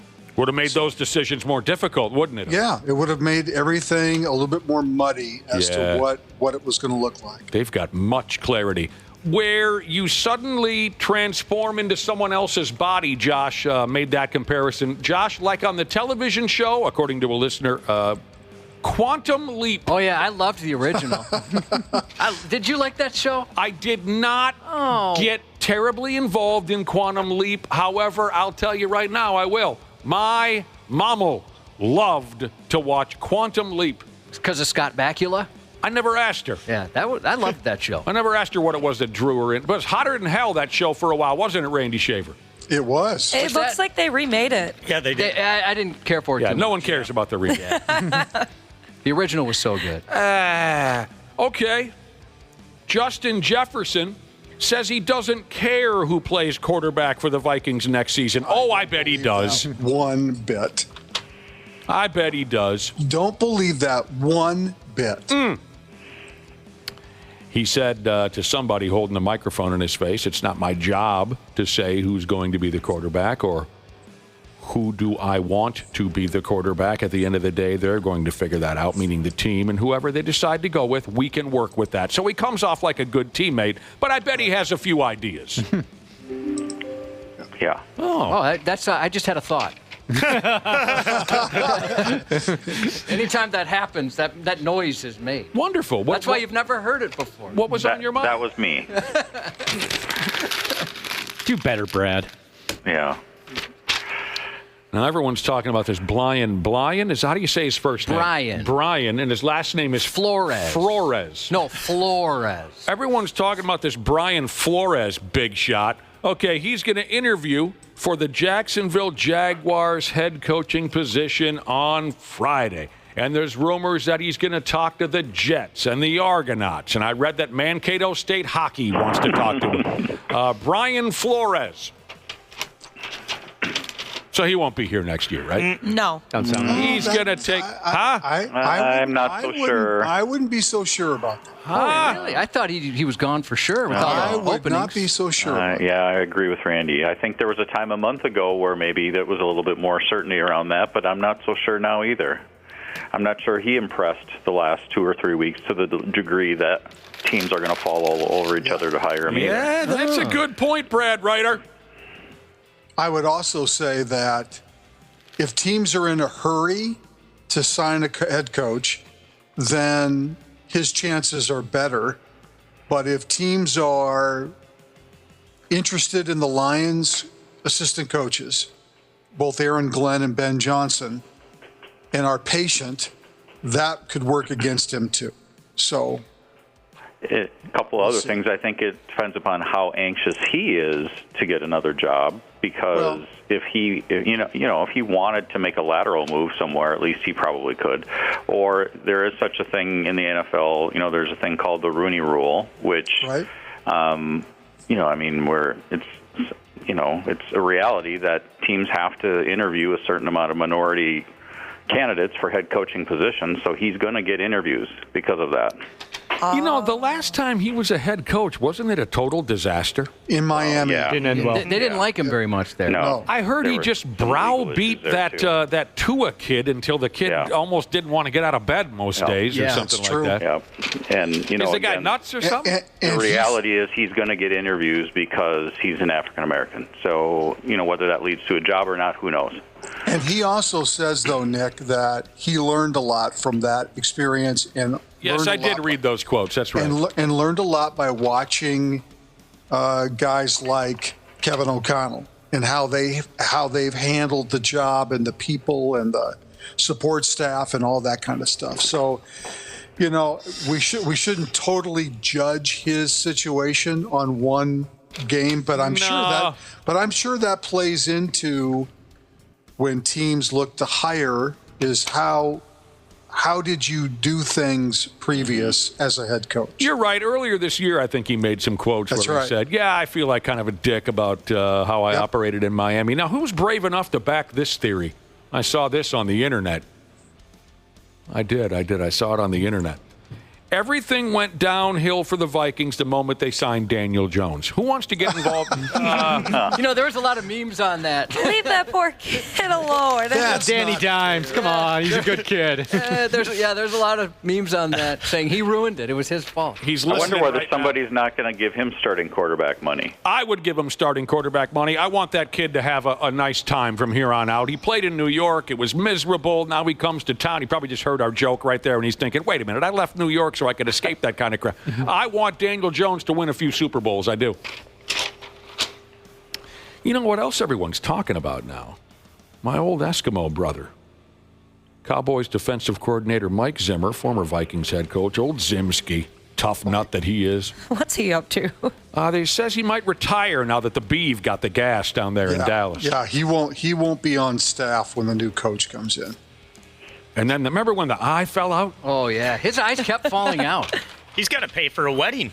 Yeah. That's the other thing everyone's talking about. He's got a new lady in his life. Now, when I saw the picture, when I first saw a picture of the new lady in his life, I thought, oh, my damn, is she 26 years old? I think she's even younger. No, yeah. I read, no. Okay, maybe I'm wrong, but I read that she just looks extraordinarily. Oh, I'm thinking of Bill Belichick's girl. Oh, Bill Belichick. Like 23 or 24. She's actually close to 40, but she just looks really good. Right. She's 42, yeah. Belichick's lady is in her 40s, but the first picture I saw, I thought, my damn, she's fresh out of college. Oh, dude, plastic surgery is nuts. She's from Minnesota. Is she? Yeah, Duluth. I need to get that Botox stuff going. The Windy I got City, a guy you help said. me out, Ashley. You want some Botox? I need to get that going so that I can be stop that. mistaken as a 26-year-old when I'm 42. Stop it. Stop. Yeah, exactly.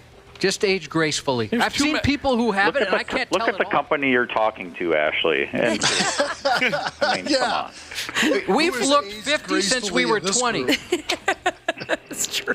Yeah, everyone else here is ass ugly. Yeah, no kidding. Yeah, it doesn't matter how bad you think you get. You're going to be the most stunning person in the room for sure. Yeah. By Thank far. you, guys. Yeah, Zimski getting married and he might retire. Go ahead, dude. I don't know what the hell he came back and coached for anyway, man. Yeah. Just, it's so hard for some of these guys to walk away.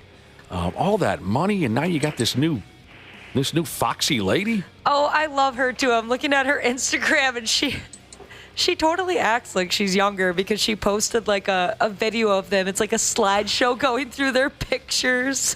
It's so cute. I'll tell you, one of the most memorable moments in my life is when I found out that he and I are Eskimo brothers. I was kind of surprised by the connection you had, who the person that made you Eskimo brothers. I could not stop laughing, and the person who told me could not stop laughing. One of those deals where I ran into a guy who was very good friends with this ex that connects Zimski and I. Ran into him at a bar. Hadn't seen him in a little while. We're talking, and I said, well, how's Missy doing, my ex? And he immediately starts laughing, and he says, well, she's got a new boyfriend. And I said, okay, yeah, I got a new boyfriend. And she says, I think you might have heard of the guy. And again, he's barely able to get this out of his mouth. And he goes, Mike Zimmer. And I said, what? No, I'm trying to remember. This was a long time ago. Yeah. She was probably in her 20s, right? No, she was into her 30s. Was she? I'd say early 30s, yes. She was great. And he was, at the time, 60-something. Woo-wee! Some boys know how to get the job done. How many guesses would it have taken you if he said, hey, she's dating somebody famous, guess who it is? We'd still be there. I mean, I think you'd go like John Stamos or something like that. You wouldn't expect that. we would still be standing there having the conversation if he made me guess. Oh, God. I almost had to take a friggin' knee. I want to ask her about that. I did. I ran into her after that. And did you? I poked a lot of fun at her, and she was very... there's a positive word I'm missing. She was very lighthearted about it. Good sport? Yeah, good, thank you. She was a good sport about it. All right. So, but that was one, I'll never forget that. God dang. I don't know. How about Kind of this? made you feel good, didn't it? It made me feel good? Yeah, it kind of made you feel like, oh, okay. Somebody of that not stature really, no. want somebody that I had? No. Yeah. No. I just thought it was odd. Oh. I mean, if it was Brad Pitt or Don Callis or we were Mel Gibson or something. I'm trying to think of an older And somebody that's like good looking. Yeah, older. Randy Shaver. Randy Shaver. Oh, yeah, Randy Shaver. An older, handsome television or movie personality. Older. Again, I'm trying to, compare them to the age that Zim was. George Clooney. Oh, God, that's a perfect... yeah. Then I would have said, well, God dang, Look at me. I'm in good company. Zim? No, that didn't give me that feeling. I mean, I just thought, what? Yeah, I think I feel the same way. For a second, you might go, oh, cool. Well, wait a minute here. Yeah. You're attracted to both these things? Yeah. Was that when he was in his safety glass era, too? It was safety glasses on the side? It was before the eye fell out. Okay. Yeah. Okay. Was she attracted to your money, Nick? That might have had something to do with it. I do come from Wyzetta. Yeah. That born family money. That's the lady you had to poop on the floor in your garage floor. Isn't that the same girl? Yeah, that was her. I love your life. There's a few funny stories. Yes, Josh, that was the girl who was in my apartment when I had to poop on my garage floor. Thank you for bringing it up. And didn't she I might be mixing some stories here, but I thought she came into the garage to tell you she just made you a lasagna or something very nice like that. Well, and you had to lay out newspaper like a dog. You are mixing stories, but we had just begun seeing each other, and she crashed at my place. And it was a garbage townhouse, and there was only one bathroom. And I woke up in the morning, and she was still there. And I have that problem with my wife these days. She lives there. I wake up, and she's still there. I woke up, and the gal was still there. And, I had to unleash the fury, as Yngwie Malmsteen infamously said on that plane ride from all those years ago. I had to go. And I thought, my bedroom was right butted up to the bathroom. I can't dose the place with this new lady. And I didn't have any other options. So I went down. I went down a couple of floors to the garage. You have to imagine there are other options. And what other options would have there been, Dana? Run to McDonald's or something. Oh, no, this was, I had to go. Okay. See, Gotcha. you didn't know him back in the day where when he had to go, he had to go like a minute ago. Yeah. There was no negotiating. No, it was an attack. His stomach would drop, and that was it. Yes, this wasn't, casually put on a pair of pants and check myself in the mirror and go to McDonald's and stroll. This was, I got to go.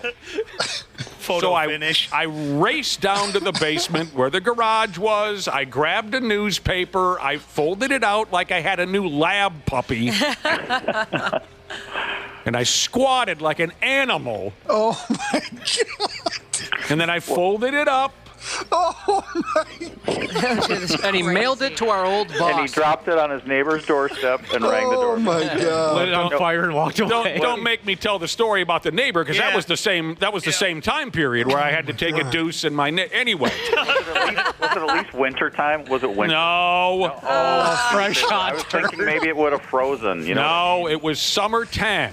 Dude, you've been through it. I folded it up, Ashley. I put it in the garbage. And then the lady woke up and she said, "Can you give me a ride home?" And I said, sure. We had to enter the garage, of course, to get into my car in order for me to give her a ride home. And when she walked into the garage, she said, Something smells out here. That's how she talks, by the way. How did you keep a straight face when she said that? I said, this place is garbage. It always smells. Look where you are. Yeah, you forgot the last little detail, which is keep it outside until you bring her home. Keep what outside? Put the garbage outside. Don't put it in the garage then. No. The garage It's wouldn't an smell. apartment building, though, right? Brad Ryder, I took the package. You know that newspaper package of my feces we were talking about? Yeah. I took that out of the garage and put it in the outside garbage. Oh, but it was the you fact did. that I Okay. performed that act just minutes prior. I thought the garbage was still in the garage. No. It's still lingering. Performed that act. So you did everything that you humanly possibly thought you could have done. Yes. To prevent that. Yes. And then years later, she decided to jump into the rack with Zim. Oh. That kind of reminds me of when we were in the lunchroom, and you never go to the lunchroom. I mean, never. Maybe twice in 30 years have I gone to the lunchroom. And I was running there, and you're like, all right, I'll go with you. And we're standing there, and there's nobody that works here anymore. What time was it? Like 5:45 in the morning? Right. And especially then, there's nobody. Right. And you dosed that thing like crazy. I had to fart. Yeah. I would say, maybe half a second later, a lady walked in. Terrible. We had just met maybe the week prior, an older lady who started working here. Terrible. The timing, she must have heard something on the way in. I mean, the timing. Oh, she heard it. It was a bad one. And she walked right through. Step on a duck? It was like this. Josh and I are talking, and the lady walked up, and this was the timing. It went, red! And then she said, good morning. Well, it's a pleasure to meet you. And I said to myself, son of a bitch. That's on her. She should have turned around and walked out. Just my luck. So one time there's another live human being in the building. It's like Step Brothers. Tastes like mustard. I've been through. Oh, my God. All right, I don't even know where to go with this. Oh, man. Anywhere's better than this. Well, you've been having I don't know. You're not having such a miserable time. It says Randy, who's laughing the most. Yeah, somebody asked if you needed some oxygen. How about this jag-off right here? We're still talking football now. The Houston Texans, so they beat somebody in the playoffs last weekend. And I can't Chargers. think, the San Diego, Los Angeles, Anaheim Chargers. And then after the game, they had to cut a wide receiver because he was having a temper tantrum in the locker room. Everyone else is going, all right, boys, good game. Next week we'll have to play the Argonauts, whoever, and patting each other on the back. One receiver sitting in his locker furious. His name, Deontay Johnson. Oh, this is the guy they traded for. Yes. From Pittsburgh. Oh, did he not get the ball enough or something? Exactly. Oh, my gosh. Even though the team just won a playoff game and is advancing on to another week of football, the fact that he only caught one football from 12 yards, he sat at his locker and pouted and then had some kind of a tantrum and the Texans had to cut him. God, that's terrible. So Talk pathetic, about dude. losing sight of the big picture. That is hilarious to me. Apparently, a couple of his teammates came over to his locker and said, dude, cheer up. We won. You know, maybe next week you'll get another. No, I'm not going to cheer up. And they had to cut him. What is your effing problem, dude? And this is the reason, part of the reason why he has been cut by 4 different NFL teams in the last 8 months. Dude. Wow. You're on a playoff team. That's not good enough. I didn't get the football. Then he unrolled some newspaper. He kind of did that with his career, didn't he? He did. Yeah, no kidding. This one's for you, Randy Shaver. Because you do enjoy video games from time to time. I do. There's a football coach out there for Southern Mississippi. The Golden Eagles, I believe, is their tagline. His name is Charles Huff. Now, the last 4 seasons, he was coaching the University of Marshall Thundering Herd. He talked to the media at something called the American Football Coaches Association meetings in Charlotte, North Carolina. I guess all the coaches get together. Maybe PJ's hanging out there, thrilling everyone with stories of his victory at the Mayonnaise Bowl. So at the college football coaches meeting, this Charles Huff told a story. Well, he was asked, what was the biggest problem for you during your time at Marshall? What was the biggest problem in the locker room? Was it, drugs, or were some of the players drinking too much, unplanned pregnancies? What was the biggest drama you had? And this Charles Huff said it was a video game. And it was specifically that new college football game that cut loose, this past summer? That's correct. What was the biggest drama you had in the locker room when he was coaching Marshall? He said, that effing college football game. He said players would come into his office to complain about their ratings in the video game. Just like the pros. Yeah. They take that seriously. But why are they coming to the coach? What's he going to do about it? Right. I don't know, make a phone call. Hey, we've noticed he's better than that, or... We talked about that John Madden football documentary, not on John Madden himself, but on the video game series, and they talked to EA Sports employees, and they say athletes find their personal cell phone numbers and hit them up to complain and whine and say, why didn't... And they show up, they come into the offseason to the EA studios to lobby that their rating should be higher. Southern Mississippi is a huge esports school, too. They have pretty much esports in almost every single game. Like Fortnite, Apex Legends, Call of Duty, this college video game, too. You know who went there? Brent. That's right. Brent did. Mm-hmm. Brent went there. He actually lives in that area still. It's a terrible area. I've been there many times. Any of you heard of a big league baseball player by the name of Bubba Thompson? I like the name. Yeah. I can't recall what team he plays for. Outfielder, right? Yes, he's spent 7 years in the bigs. He played a little bit with the Cincinnati Reds, played a little bit with the Texas Rangers. Doesn't ring a bell, doesn't matter. He's decided to retire from baseball, and now he has signed up to play college football at South Alabama. He will be a 26-year-old walk-on this fall. Well, we know who's buying beer. That's right. The head coach of South Alabama football is former, if I'm not mistaken, University of Texas quarterback Major Applewhite.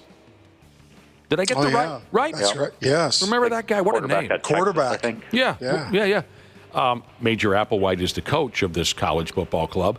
Bubba Thompson will be trying out to be the starting quarterback. Holy cow, I know that you don't know what I'm talking about, Nick, but this looks like an older version of Tom Holland, the Major Applewhite guy. I don't know who Tom Holland is. He's and engaged I have to Zendaya. Gosh. He's what? He's the one engaged to Spider-Man. Zendaya. Engaged to Zendaya. The newer Spider-Man. Okay. I haven't seen But that just blew my mind. You guys got to look this up. This kid will actually be 27 by the time college football practice begins. So I guess he was a terrific high school quarterback, so he's going to go for it. Like Frank and Mitch and Bernard in the movie Old School, he's going to be a college kid again. How many years does he have left? I have no idea. Well, he would have all of his...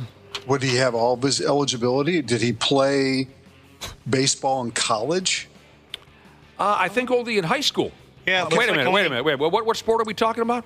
Well, It sounds like he went straight from high school to the pros, to minor league baseball. Gotcha. And then into the big leagues. Yeah. When's the last time he threw a football? I have no idea.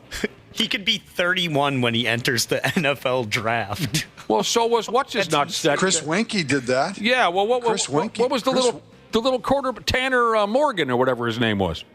That sumbitch was near 30. What was the Gopher quarterback? You're right. You're right. Yeah. And that George. I want to say Chris Winkie though was like 28. Yeah. When he was drafted, because he won the Heisman at like 26. Oh, there's so many examples of these college kids who stick around forever now. And even, now with the COVID year, I was going to say now with the COVID year that a lot of kids got, and, transfer rules, everybody's transferring, and red shirts, there's guys that are 25, 24, 25. Yeah, so that's not unique. What's unique is the guy's been a professional baseball player for 7 years, for God's sake. I could see Maurer doing the same and signing that letter of intent to go to Florida State. Well, you know what that's called at Mankato State, Nick? That's called a freshman. Yeah. You're damn right. A redshirt freshman. Yeah. Joe Mauer could have played professional. Great quarterback. He could have played college football. Best high school quarterback I ever saw in Minnesota. Yeah, and there aren't many to choose from. No, there are. Up until recently. Well, no, there aren't, because for so many years, throwing the football was almost against the rules in Minnesota's high school football. Well, that's not true. Well, yeah, we've had this conversation before. Creighton did it all the time. Creighton was the only school that did it for years, actually throw the football. That's why they won state titles, and then all these numbskulls around the state started to say, oh, my God, what if we actually threw the football? Anyway, Joe Mauer could have been a terrific college quarterback, and it always brings me back to a story sitting at the Wayzata Legion watching the Twins many years ago. Joe Mauer's at the plate, bases loaded, 2 outs. Joe needs a hit for the Twins to win the game in the bottom of the inning. Everyone's gathered around the television. And at that point in his career, Joe had already won, I don't know how many batting titles and I don't know, an MVP here or there, right? He was a established player at the time. He had already made a name for himself as one of the best, right? But there's Mauer at the plate in this dramatic moment, and he grounds out to second base. One guy in the bar behind me says, should have played football. You know the eagle flying across the ballpark gimmick, right? Yes. Love that. It is pretty cool. We saw it over the weekend in that terribly boring Packers-Eagles game. They did the eagle fly across the ballpark gimmick, unless I was mistaken, but you know the bit. This is a really interesting story. Well, maybe I shouldn't call it interesting, but just bizarre. So the eagle handler responsible for that bit somewhere, it says here, at Stadio Olimpico before Lazio games. Can anyone translate what that means? It's a soccer stadium in Spain. Soccer stadium in Spain. So the dude who handles the eagle at that ballpark for when they want to turn that bit loose is out of a job after he shared too much information about his penile implant surgery on Instagram. Why do you do that? Why? Here's why, I think. I think he's one of those donkeys who thinks he's the only guy out there pulling tail. He thinks he's special. He's one of those who believes that we want to hear about his sex life when we don't. So I think that's what motivated him. Wouldn't you say so, Josh? He's one of those, hey, got laid last night type of guys. 100%. You know what I mean? Yeah. His name is Sorry, Juan. I had another thought. Go ahead, Josh. Hey, sorry. I'm turning this down now. No, don't turn it down. Brad just bragging over there, just getting emails left and right. Look at that, another lady. Not bragging. That means I'm back to work. Yeah, that's true. Dude's name is Juan, and he's been the eagle handler for that soccer team for, 15 years. But the club had to can him because he went on Instagram to explain in horrible detail about how he has a new button-controlled robo-penis. That's cool, I guess. And here's what he said. This is what got him fired. I had the surgery to increase my sexual performance because I'm very active. Oh. I'm sure. I need to ejaculate whenever I have free time. Oh, boy. Oh. Tell me about it, brother. Is that when it went too far? When they decided, all right, that's too much right there? A grown man made the decision to toss this up onto Instagram for everyone to see. Okay? Whenever I get free time. Whenever I get free time. Josh didn't even need a thought for that one. No, you didn't hear a thing. That was right there. Whenever I have a spare moment, he basically says, I need to let her buck. It was a wonderful surgery. I had it so I can perform like I was able to when I was young. My erection is natural. He's still going, huh? But with this device, I press a button that allows me to be able to perfectly control both the erection and the timing. And they fired him for that. That's probably a good call. Well, you know who will hire him if you have those kind of skills. Talk to me. Well, the porn business. Camp soda. Yeah, they'll make it off. Yeah, you're probably right. Yeah, they'll want to see this on the internet over there at Camp. Sure, that's a gimmick for a movie. Yeah. Wiener, activate. What's that from? He has to orgasm whenever the hell he has a spare minute or two, because he Thank you for not saying that word again. very active. He's very active. I don't understand people anymore. Yeah, you're right, though. Usually people who talk about how active they are anything but active. Oh, God. And whatever it is. I know. Or it just happened once and that, well, I got that sex thing started for the rest of you. Whenever you're ready, go ahead. How old is this gentleman? I don't know. He looked, would you say 50s? I didn't see a picture of him. Okay. Oh. Yeah, right. Gross. Yeah. Actually, you're surrounded by people in their 50s or more. That makes it, but you guys don't talk about your need to orgasm. No. Not when you're around, we don't. I appreciate that. Thank you. Brad, hit the sound, because we're thinking about it. Yeah. Just never would say it. The Pigs and Oilers have a showdown scheduled tonight in St. Paul. If you're not heading down to the rink, you can watch the game on television starting at 7:30 on ESPN. No, TNT is the channel. TNT. The last time Ed Mental came to town, they stomped a mud hole in the Pigs, and then they walked it dry. Yep. Maybe we'll see the Russian 7-1. kid. Yeah, it was terrible.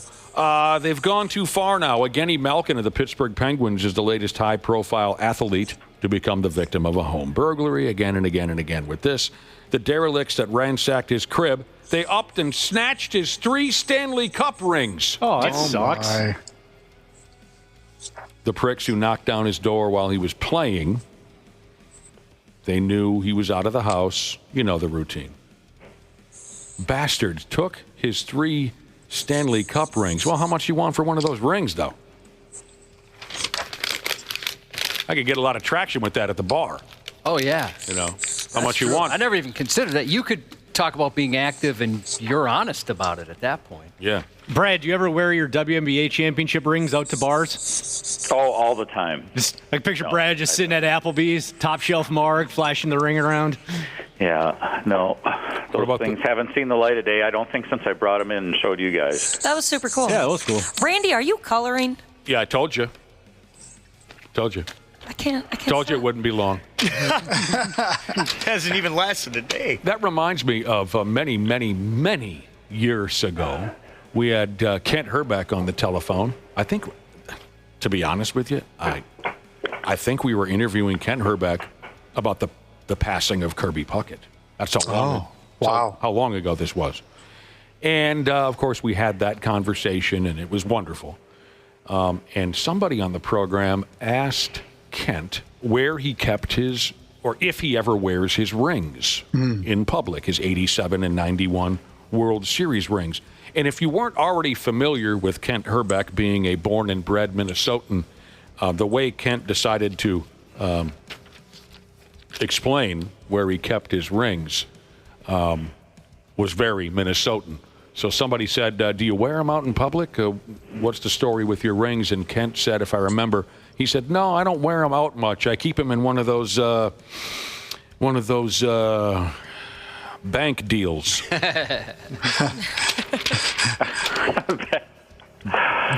Oh, we're coming up on 19 years since Kirby passed away. By the way, it was 2006. Wow. Isn't that something? I remember I was with the Twins then. What's the word that Kent was looking for? Safety deposit. There you go, safety. But he called it a bank deal. And, bank thingy. I was crying while we were having our conversation with Kirby Puckett. While we were having our conversation about Kirby Puckett. And that led me to smile, and I'll always remember it. 19 years we're coming up on since... it was spring training. I want to say it was spring training, 2006. Yep, I was in college. Oh, I remember it very vividly, very vividly. All right, we got to get going again. Oh, real quick, the Timberwolves and Golden State Warriors meet tonight. Is Draymond playing, I hope? God, I hope not. Draymond and Rudy. Oh, God. Well, see, now, I can't enjoy myself normally when watching Draymond Green and Steph Curry. They've made it impossible for me to enjoy the experience. But I do what I got to do. I got to watch the game. And there is always the chance that Draymond Green and Rudy Gobert will pull nunchucks out of their shorts and beat each other to death. So, And this game is a national game on ESPN, so it's a late start tonight. It's 8:30. Did you hear this quote from Toronto Raptors head coach Darko Rajakovic, however the hell you say his last name? You guys know who I'm talking about. Yep. He's the absolute crap guy. We've played his soundbite over and over again. Here's a quote from Darko Rajovic, the head coach of the Toronto Raptors. His quote on Steph Curry: "I can't wait for him to retire." And we all agree. Yeah. He said, "I promise you, on that night, I'm going to drink." Yeah. I'm sure there'll be a lot of opposing coaches and GMs who will do the same thing. "I'm going to get drunk that night," he says. Yeah, we're all with you there, Darko. All right, there you go, gentlemen. Wonderful, wonderful accomplishments this morning on your part, and we appreciate it very much. Randy Shaver, congrats on that new mic. Okay. One day. We made it through one day. We made it through one day. And Brad Ryder, hit the mute button on your computer next time. I'll turn it up now. Yeah. See you later, guys. Okay. See ya. We'll be back here in a few minutes on the program. There's a douchiness to them. The 93X Half-Assed Morning Show.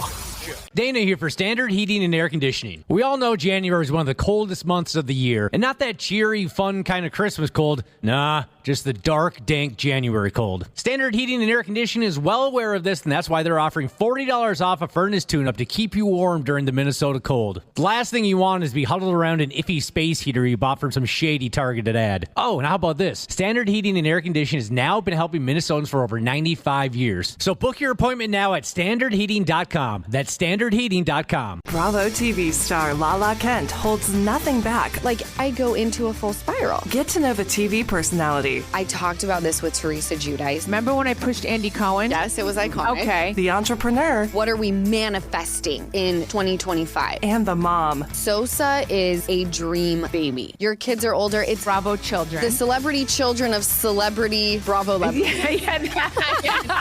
Give them Lala. Follow and listen on your favorite platform. The 93X Half-Assed Morning Show. Go ahead. Make my day. On 93X. Damn, we're back already? That was quick. I barely had time to enjoy my drinky. You got a big drink. So much Gatorade. I was telling Ashley earlier, you know what I do now? I bring in a big jug of water, and then I dump powdered Gatorade in there, and then I shake the living hell out of this big plastic thing. You follow how that works, Josh? Yeah, I started doing that myself. Like we did Kool-Aid back in the day. You pour the powdered in. I told Ashley, I don't know if it was this morning or earlier, I put so much powdered Gatorade in here that you actually have to chew it as opposed to drink it. There's a lot of packets that get poured in. Oh, God, I love that stuff. It just gets stuck at the end of the straw, just a glob. It's very viscous. Yeah. Let me tell you something. It's nice to have you with us this morning. You're a terrific crowd. The Half-Assed Morning Show is checking in here at 8:29. Things change so quickly in the world, don't they, Josh? I can barely keep up. I learned something, and it's already out of style. Trends come and go. This happens. That happens. Most trends, they don't age so well. People on that godless, soulless, evil social media have been talking about the modern trends that everyone will regret in 10 years. You got any ideas on that, Josh? The modern trends that everyone will regret, everyone, in 10 years. Well, okay. I think there's some people who have regretted sending their DNA to like those family tree deals, right? Oh, yeah. Like when people get arrested over it. yeah, exactly. Tell me about that. Now, that does make the list of answers from these social media people. Tell me about this gimmick. Well, some people find out stuff maybe they didn't want to know about their families or the family they thought was their family, that kind of thing. The original idea was, I want to find out my ancestry. Yeah. Oh, look at that. I'm a relative of Abe Lincoln. Or whatever. But in the end, some people are like, wait a minute, I didn't know I was somehow related to a Dahmer or something like that. And then also, like, Dana, was that you that referenced some of the arrests? Yeah. Yeah. How are they being arrested? So let's say you and your brother, you decide to do it. I'm going to find out, Am I send related in my to Tom Sawyer? Yeah. Oh, wow. Tom Sawyer. I send my DNA to... By that I mean the Rush song? Right. You send it in, and then all of a sudden they go, that DNA is awful similar to a serial killer we've been looking for, and it turns out it's your bro. And I've just boned myself, as you would say. Or you boned your brother. Or my brother. In that case. I would say that's a good and then one. Just also, and I'm not going on any conspiracy theories. These are just things I've heard people say they regret about it. Is that somebody has your DNA information, right? Somebody somewhere is holding on to this kind of All right, and then they frame you for something. I don't know, right. but those are the things I've heard about it. Certainly, everything you do, some people, okay, I was going to mention the athlete thing. They're breaking in, but I guess if you're playing a game, you're playing a game. But folks that'll say, hey, we're having so much fun here in Belize, and then someone sees that online and goes, oh, yeah, sweet, we know you're not home, and we're going to take all your stuff. So the trend of putting your life online. Constantly putting your life on social media. The first thing I thought of is kind of related to that, the trend of mommy bloggers being big. How moms Okay, I got to learn about this now. Mommy bloggers is very popular, and how will people regret that? I've never been a huge fan of people posting photos of their children for literally everybody in the whole entire world to see. Okay. And I imagine some of those kids grow up and they're like, yo, what the heck? Like now everybody knows that, like, I did this when I was 5 years old. Embarrassing stuff. Yeah, I was going to say, people are going to regret a bunch of social media videos in like 10 years. Right, so basically... Yeah, I've had to talk to my youngest about that kind of thing. Just posting everything online. Like, hey, that's going to be there. Living constantly on social media, the DNA trick, okay. I forgot about this one, and thank you to the Brother and Sisterhood. Something else about the DNA databases. They're saying some people claim that insurance companies will find out about certain, like, oh, you're predisposed to this condition or that condition, and drop your insurance. Well, that's a cold-blooded move. Damn right it is. All right. Someone says the Golden State Killer was caught because his nephew did the test. I didn't follow the Golden State Killer. I didn't follow his work. His nephew took the test to find out more about, his ancestry, and they said, well, hey, this DNA it's like what we've been looking for with the Golden State Killer. Oh, and so they were able to match up the family according to this Son of a person. bitch, that's just that's madness. Let's see what else falls in line here with the modern trends that everyone will regret in 10 years. Okay, we start with something we already covered, putting your entire life on the internet. God, it's exhausting. And it says, as an example here, the worst parts will resurface. That's the stuff, right? I mean, I haven't heard this in a little while, but you hear like a college athlete, he just signs a contract somewhere, and then they go back and find a terrible post he made in 8th grade. Or, right. People will go back when someone becomes well-known. All right, now here is maybe what you were discussing, Ashley. Filming kids' worst moments for internet clout. They will also resurface. So is that what you were saying? Yep. Yeah, they're basically exploiting their kids for attention online. I mean, there's even plenty of conversations out there about these influencers basically having children just to, like, reignite their online career. Because I imagine you do get a lot more traffic if you change from being this person that does funny skits and, but look at now we have a family. And some people can't get enough of little kids. It's their favorite thing in the entire world. Little babies, they think everything about them is so cute, so interesting, so adorable. The type of people who still laugh at television commercials where the babies are talking like adults to each other. There are people who are so drawn to that, so I can see how that would be a key move. If you want to be somebody on social media, now I got a cute little baby. There's also a very dark side to that, too. I can't remember what type of documentary it was, but they interviewed terrible people, so like child molesters, stuff like that, and they said straight up that, like, one of the ways that they would find these children is going on the mom's Facebook. Oh yeah, Oh, Lord have mercy. Yeah, they've talked about, right, if your kid's starting kindergarten or something like that, you don't write the school and things, teacher's name. Even the kid's name and stuff like that, too. Okay, so a lot of this I'm very unfamiliar with. I'm out of the loop with a lot of this. So this is going to be, you're going to have to talk me through another modern trend that everyone will regret in 10 years. Bullying teachers out of the profession? What are we talking about here? My fiance deals with that on a daily basis. Probably no more teachers left. Well, no. I understand that part of it, but who? Explain bullying teachers out of the profession. What are they exactly talking about? Pushing teachers to their limits, but they quit and want to do something else because they get blamed for everything. It's never their kid's fault that he threw a chair across the room. It must have been the teacher's fault. Kind of like refs at youth sports. They're just so burnt out that they're like, I can do something else for a living where I'm not getting yelled at by parents on a daily basis. Okay. I've met a lot of teachers that have gotten to the bar industry that way. They're like, all right, I'm done with your kids. Now I have to deal with you at the bar. I know a lot of teachers that just go to the bar. True. Okay. I was not fully aware when you make that comparison to referees. I totally understand. Going back to the DNA thing, there's a lot of people texting in on DNA stuff with some crazy things How do they know learned. these friggin' things? Well, through experience. Like this person said, at 50 years old, I found out my dad isn't really my dad. Just months after teasing my friend, he found out his dad isn't really his dad because of one of those DNA.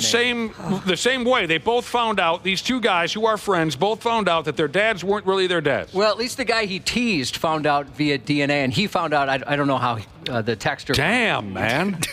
Can you imagine? Like, hey, I might have given you some crap a couple months ago, but you're not going to believe what I just found out. You don't tell your friend that. You hide that.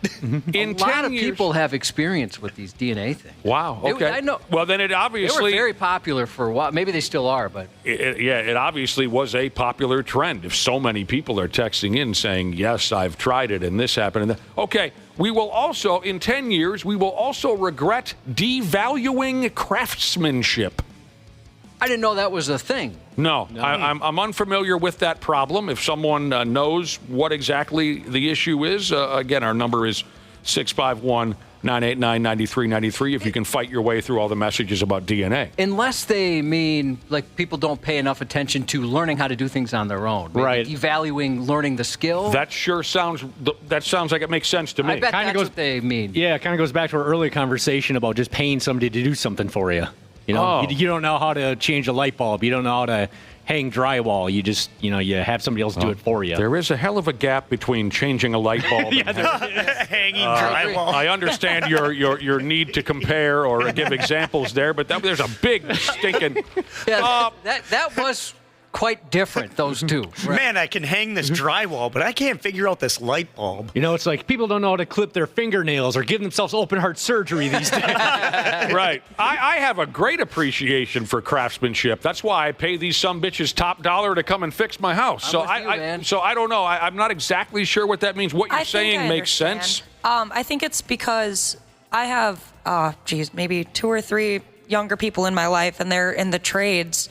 And they've told me that, they're in their late 20s. They're my age. They're the youngest person at the company. Younger people aren't joining the trades anymore. They're working on computers and becoming social media influencers. Yes. They're not learning how to do... Okay, a lot of this is social media based, okay? Something else we will regret, getting advice from influencers instead of actual experts. Oh, God, do we have a problem with that? Sure do.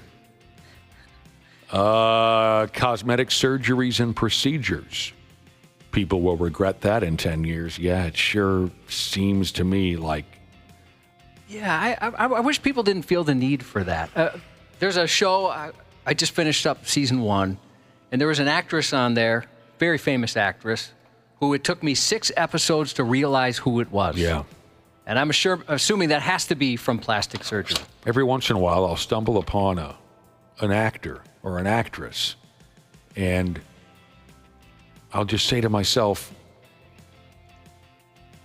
was that really necessary?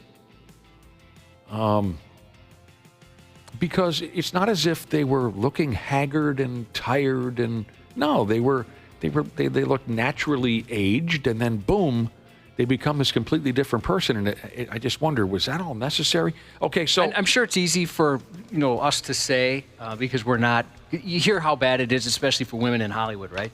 That they're devalued, or they reach a certain age or look a certain way, they're gone. Right. Oftentimes I see some of these actresses and wish they'd just let it go. I'm sure you'd look great. Yeah, but you're right. They probably get all kinds of pressure. Well, your thing's hanging down a little lower than it used to. Your eyes are doing this. Your jugs are not quite. But no, you got to help me now, as you almost always have to help me. So it says here something we'll regret in 10 years, a trend that we'll regret in 10 years. Cosmetic surgeries and procedures, specifically buccal fat removal, BUCCAL fat removal. It's your face. Cheeks. Yeah, your cheeks. The cheeks. Yep. Face tattoos will be regretted in 10 years. Probably. Face tattoos. I imagine those are regretted pretty quickly. I think that's the next morning thing. Dang it. I don't know. Yeah, do you think, oh, God, what's that guy's name? Post Malone? Post Malone, does he regret it, or? I think normal people regret it. He's famous. He can do whatever he wants. Yeah. I think that the Joe Q, who's like, oh, now I have to go to a job interview with this skull on my cheek. The guy that can both trim his own nails and give himself open heart surgery? Exactly. Giving your children unfettered access to technology. Is that a fancy schmancy way of saying giving your kid a cell phone and access to social media when they're too young? Probably, yeah. Mm-hmm. And not monitoring it? Not monitoring it. I mean, I know one guy whose kid spent a little bit too much time in front of the internet, and I'm talking a little kid. And the problem that came about was that the kid was terrified, specifically of terrorism. The kid was convinced it was coming to his hometown. He just watched too many news stories about terrorist attack this, terrorist attack that, and the kid was just convinced that the noise in the middle of the night was the terrorists there to kick down mom and dad's door, and it just kind of overexposed. And the kid grew up and got over it, but I remember hearing the stories that the kid would wake up in the middle of the night screaming about terrorists. You're like, dude, you're in the West Metro of the Twin Cities. I think we're mostly safe tonight. Is this the kid you told me that he ended up dying sadly in a terrorist attack? By the time he hit 30, yeah, he was gone. That's right. Yeah. Just a painter, Jesus. He texted in something that's been echoed many times via text here now. As far as craftsmanship, people are choosing. They choose value over quality. So they want cheap. They're very cheap. They want. Excuse me. I'm sorry. I'm screwing this up. They're very cheap, but they want perfection. Perfection costs money. Okay. A couple buddies in the trades have told me that before. You got two choices. You can get cheap or you can get quality. Sure. Which one do you want us to do? Okay. That adds a little light to the subject. What else will we regret in 10 years? Because the list is long, as you can tell. Although we have spent quite a bit of time, you've had to explain some things to me. What else will we regret in 10 years? Oh, I love this one. Parents allowing children to run the show. And the side comment is, when did we get so soft? Do they spell it the regular way? No. They spell it the regular way. When did we get so soft? Parents allowing children to run the show. Oh, I've seen it, and it's ugly.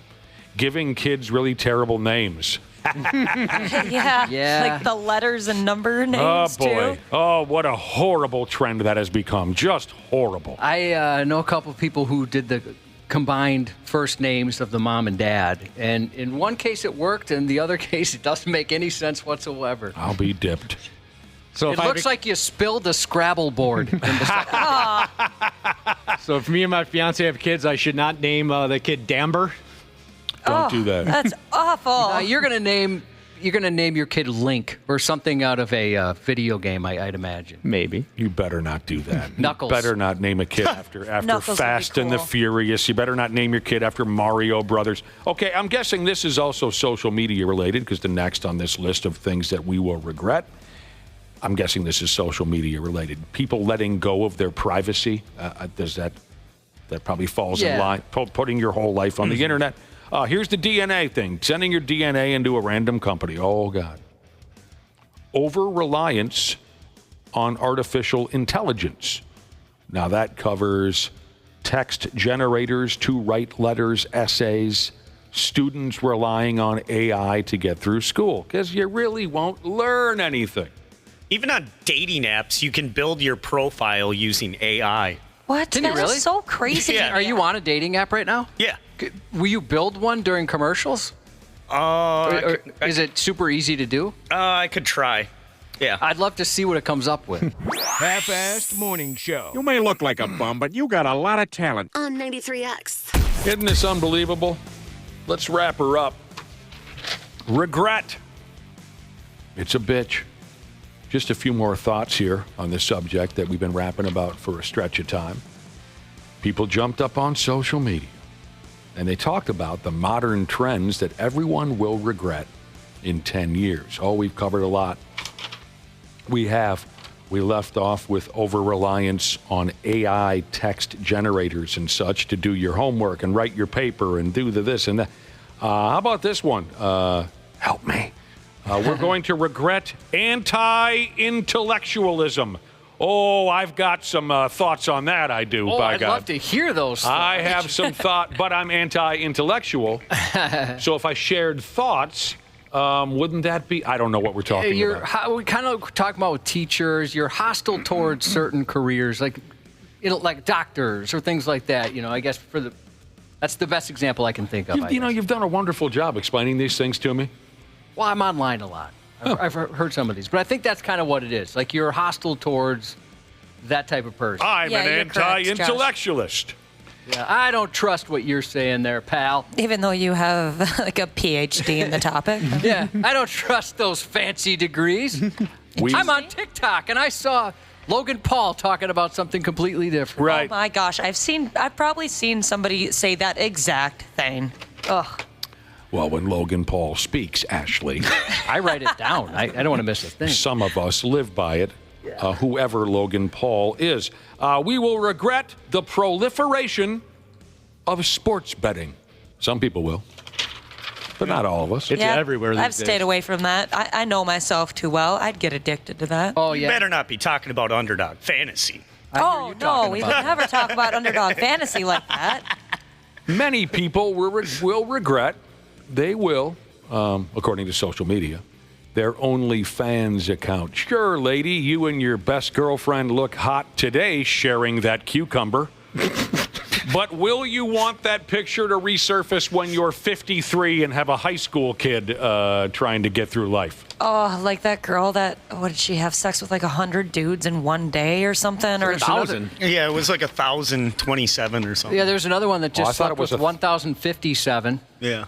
You can see. Can you imagine being 1,058 and somebody's pointing to their watch and going, "Sorry, we're out of time. can't get you in here, literally." Or go in the bathroom, take care of it yourself. Oh, yuck. So, are you talking about masturbation? So we were talking about the AI and like how you can make a dating profile. So I did one and Dana did one. Oh, yeah, for let's me hear it. too. You filled out, okay, no, you have to be a little more thorough in explaining what you did. So in like the dating bio, it tells you like a little bit about myself. If you come across my picture or my profile. So AI came up with this. Instead of writing it yourself, what did you do? I just hit AI. Build me a profile. Build me a profile. Did you have to enter a bunch of information or? Right. So I already have you have to put your job title. You put a little what you kind of do. So golf, cooking, stuff like that. So the one that it built for me was Brown College alum producing life's next big hit in Ham Lake. Music, barbecue, and adventure enthusiast seeking a partner in rhythm. Nah, dude, I'd swipe so fast on that. Dana's was even the bad way. Dana's was even worse. What did yours? So what did you tell them? What did you tell AI about yourself, Dana? So no, I did it for Wapple. I didn't do it for myself. Oh, you did one for yeah. I said, after you do the Wapple one, will you read all the different profiles you already did for yourself on dating apps? Here's the prompt I said, can you write a dating app profile for Andrew Wapple? He works in radio. He loves smoking weed, golf, playing video games, and cooking. He's 32 and lives in Ham Lake. Here's what they say. All right. Bio. I've got the perfect face for radio and a personality that'll keep you laughing. When I'm not behind the mic, I'm living my best life, hitting the greens for a round of golf, whipping up some deliciousness in the kitchen, or leveling up in the latest video game. Now you know how it's easy to tell either one of those profiles. You know how it's very easy to tell that wasn't really Wapple? 0 likes. 0 likes. Are you meaning the word? Yeah, actually you gotta coming throw a out like of, in there. right? Do you? So you are on a dating app? Yes. Did you use the AI in creating? Do you mind reading us your bio? Oh, did I get rid of it? Oh, you did? I might have gotten rid of it. I should have thought of that before. We will regret the broccoli haircut. I don't know if I can identify Isn't the that Mahomes. Yeah, Patrick Mahomes. Isn't his called the Jesus. broccoli? I didn't know that, but that makes sense. Yeah, I think you should regret that already. It looks like a head of broccoli. Buying NFTs, whatever those are. Is it non-fungible tokens? Yep. I still don't understand those. Not a word of it, Ashley. Not a word. I don't either. Like I said the other day, I put all my money into Haktua coin, and now I am broke. Is that a real thing? It was a real thing. Yeah, she lost her. I don't know. She lost. They lost. Everybody lost a bunch of money. My God. And she's gone radio silent since it happened. Has she? Kind of love her. I for wish that. she would have gone radio silent 45 seconds after the video broke. I have totally a worthless piece of paper talking about all the Haktua coin that I bought, and I lost all my money. You know what I did? I spit on that thing. I spit on that thing. Haktua. Josh. By the way, I keep forgetting. I can't do it, Josh. I can't. I Well, I can't. appreciated the face you made. I keep forgetting. I want my new thing to be when I sneeze, instead of hachu, I want to say Haktua. But I forgot every time I've sneezed. Oh, man. Write it on your hand. Yeah, but I have to. Because the sneeze attacks me. I don't really go, okay, some people are like, it's coming. Hold on a second. They know it's coming. Mine usually just kind of get me. That's like scientific. That's chemical, that you can't remember this sneeze bit. I do like, as the chew is coming out, I'm like, oh, I could have Haktua'd it. Because I've Haktua. been trying to rip off my buddy's sneeze routine for decades, and I can never remember to do it. It's probably something medical, and when you're preparing to sneeze, maybe something in your brain turns off. My buddy has this great bit where when we're out in public, he will sneeze into his right hand and then immediately wipe his left hand on the person sitting next to them, and they fall for it every time. Oh, and I keep wanting to make that part of my routine, and I forget it every time because your brain. One more thing, Josh. Do you think that in 10 years, everyone will regret buying Cybertrucks? Cybertrucks specifically? That was named on this list of things we'll regret in 10 years. Possibly. I don't know. I've got a buddy who has one, and he loves it. Yeah? Loves it. I've heard mixed reviews. Oh, God. I'll tell you what. Speaking of mixed reviews. Well, I don't know where to go with that. Oh. Yeah. I have nowhere to go with that. I We liked got to it wrap better this up. that it didn't go. Yeah, I think it worked well. That was pretty good. Banker Jesus, he texted in a happy birthday shout out to Telephone Man Jesus. Turning 92 today, fellas and lady fellas. 92, pretty impressive. Dang. Kidding me. He sent a picture of the two of them. I'll tell you what, Telephone Man Jesus looks maybe 60. Looking good at 92. That's insane to me. Very impressive. The 93X half-assed morning show. 93. The 93X Half-Ass Morning Show podcast is sponsored by Standard Heating and Air Conditioning. New episodes drop each weekday. If your podcast platform has ratings, go ahead and give us 5 stars and maybe give our enemies 1. Thanks, and here's a word from our sponsor. Dana here for Standard Heating and Air Conditioning. We all know January is one of the coldest months of the year, and not that cheery, fun kind of Christmas cold. Nah, just the dark, dank January cold. Standard Heating and Air Conditioning is well aware of this, and that's why they're offering $40 off a furnace tune-up to keep you warm during the Minnesota cold. The last thing you want is to be huddled around an iffy space heater you bought from some shady targeted ad. Oh, and how about this? Standard Heating and Air Conditioning has now been helping Minnesotans for over 95 years. So book your appointment now at standardheating.com. That's standardheating.com.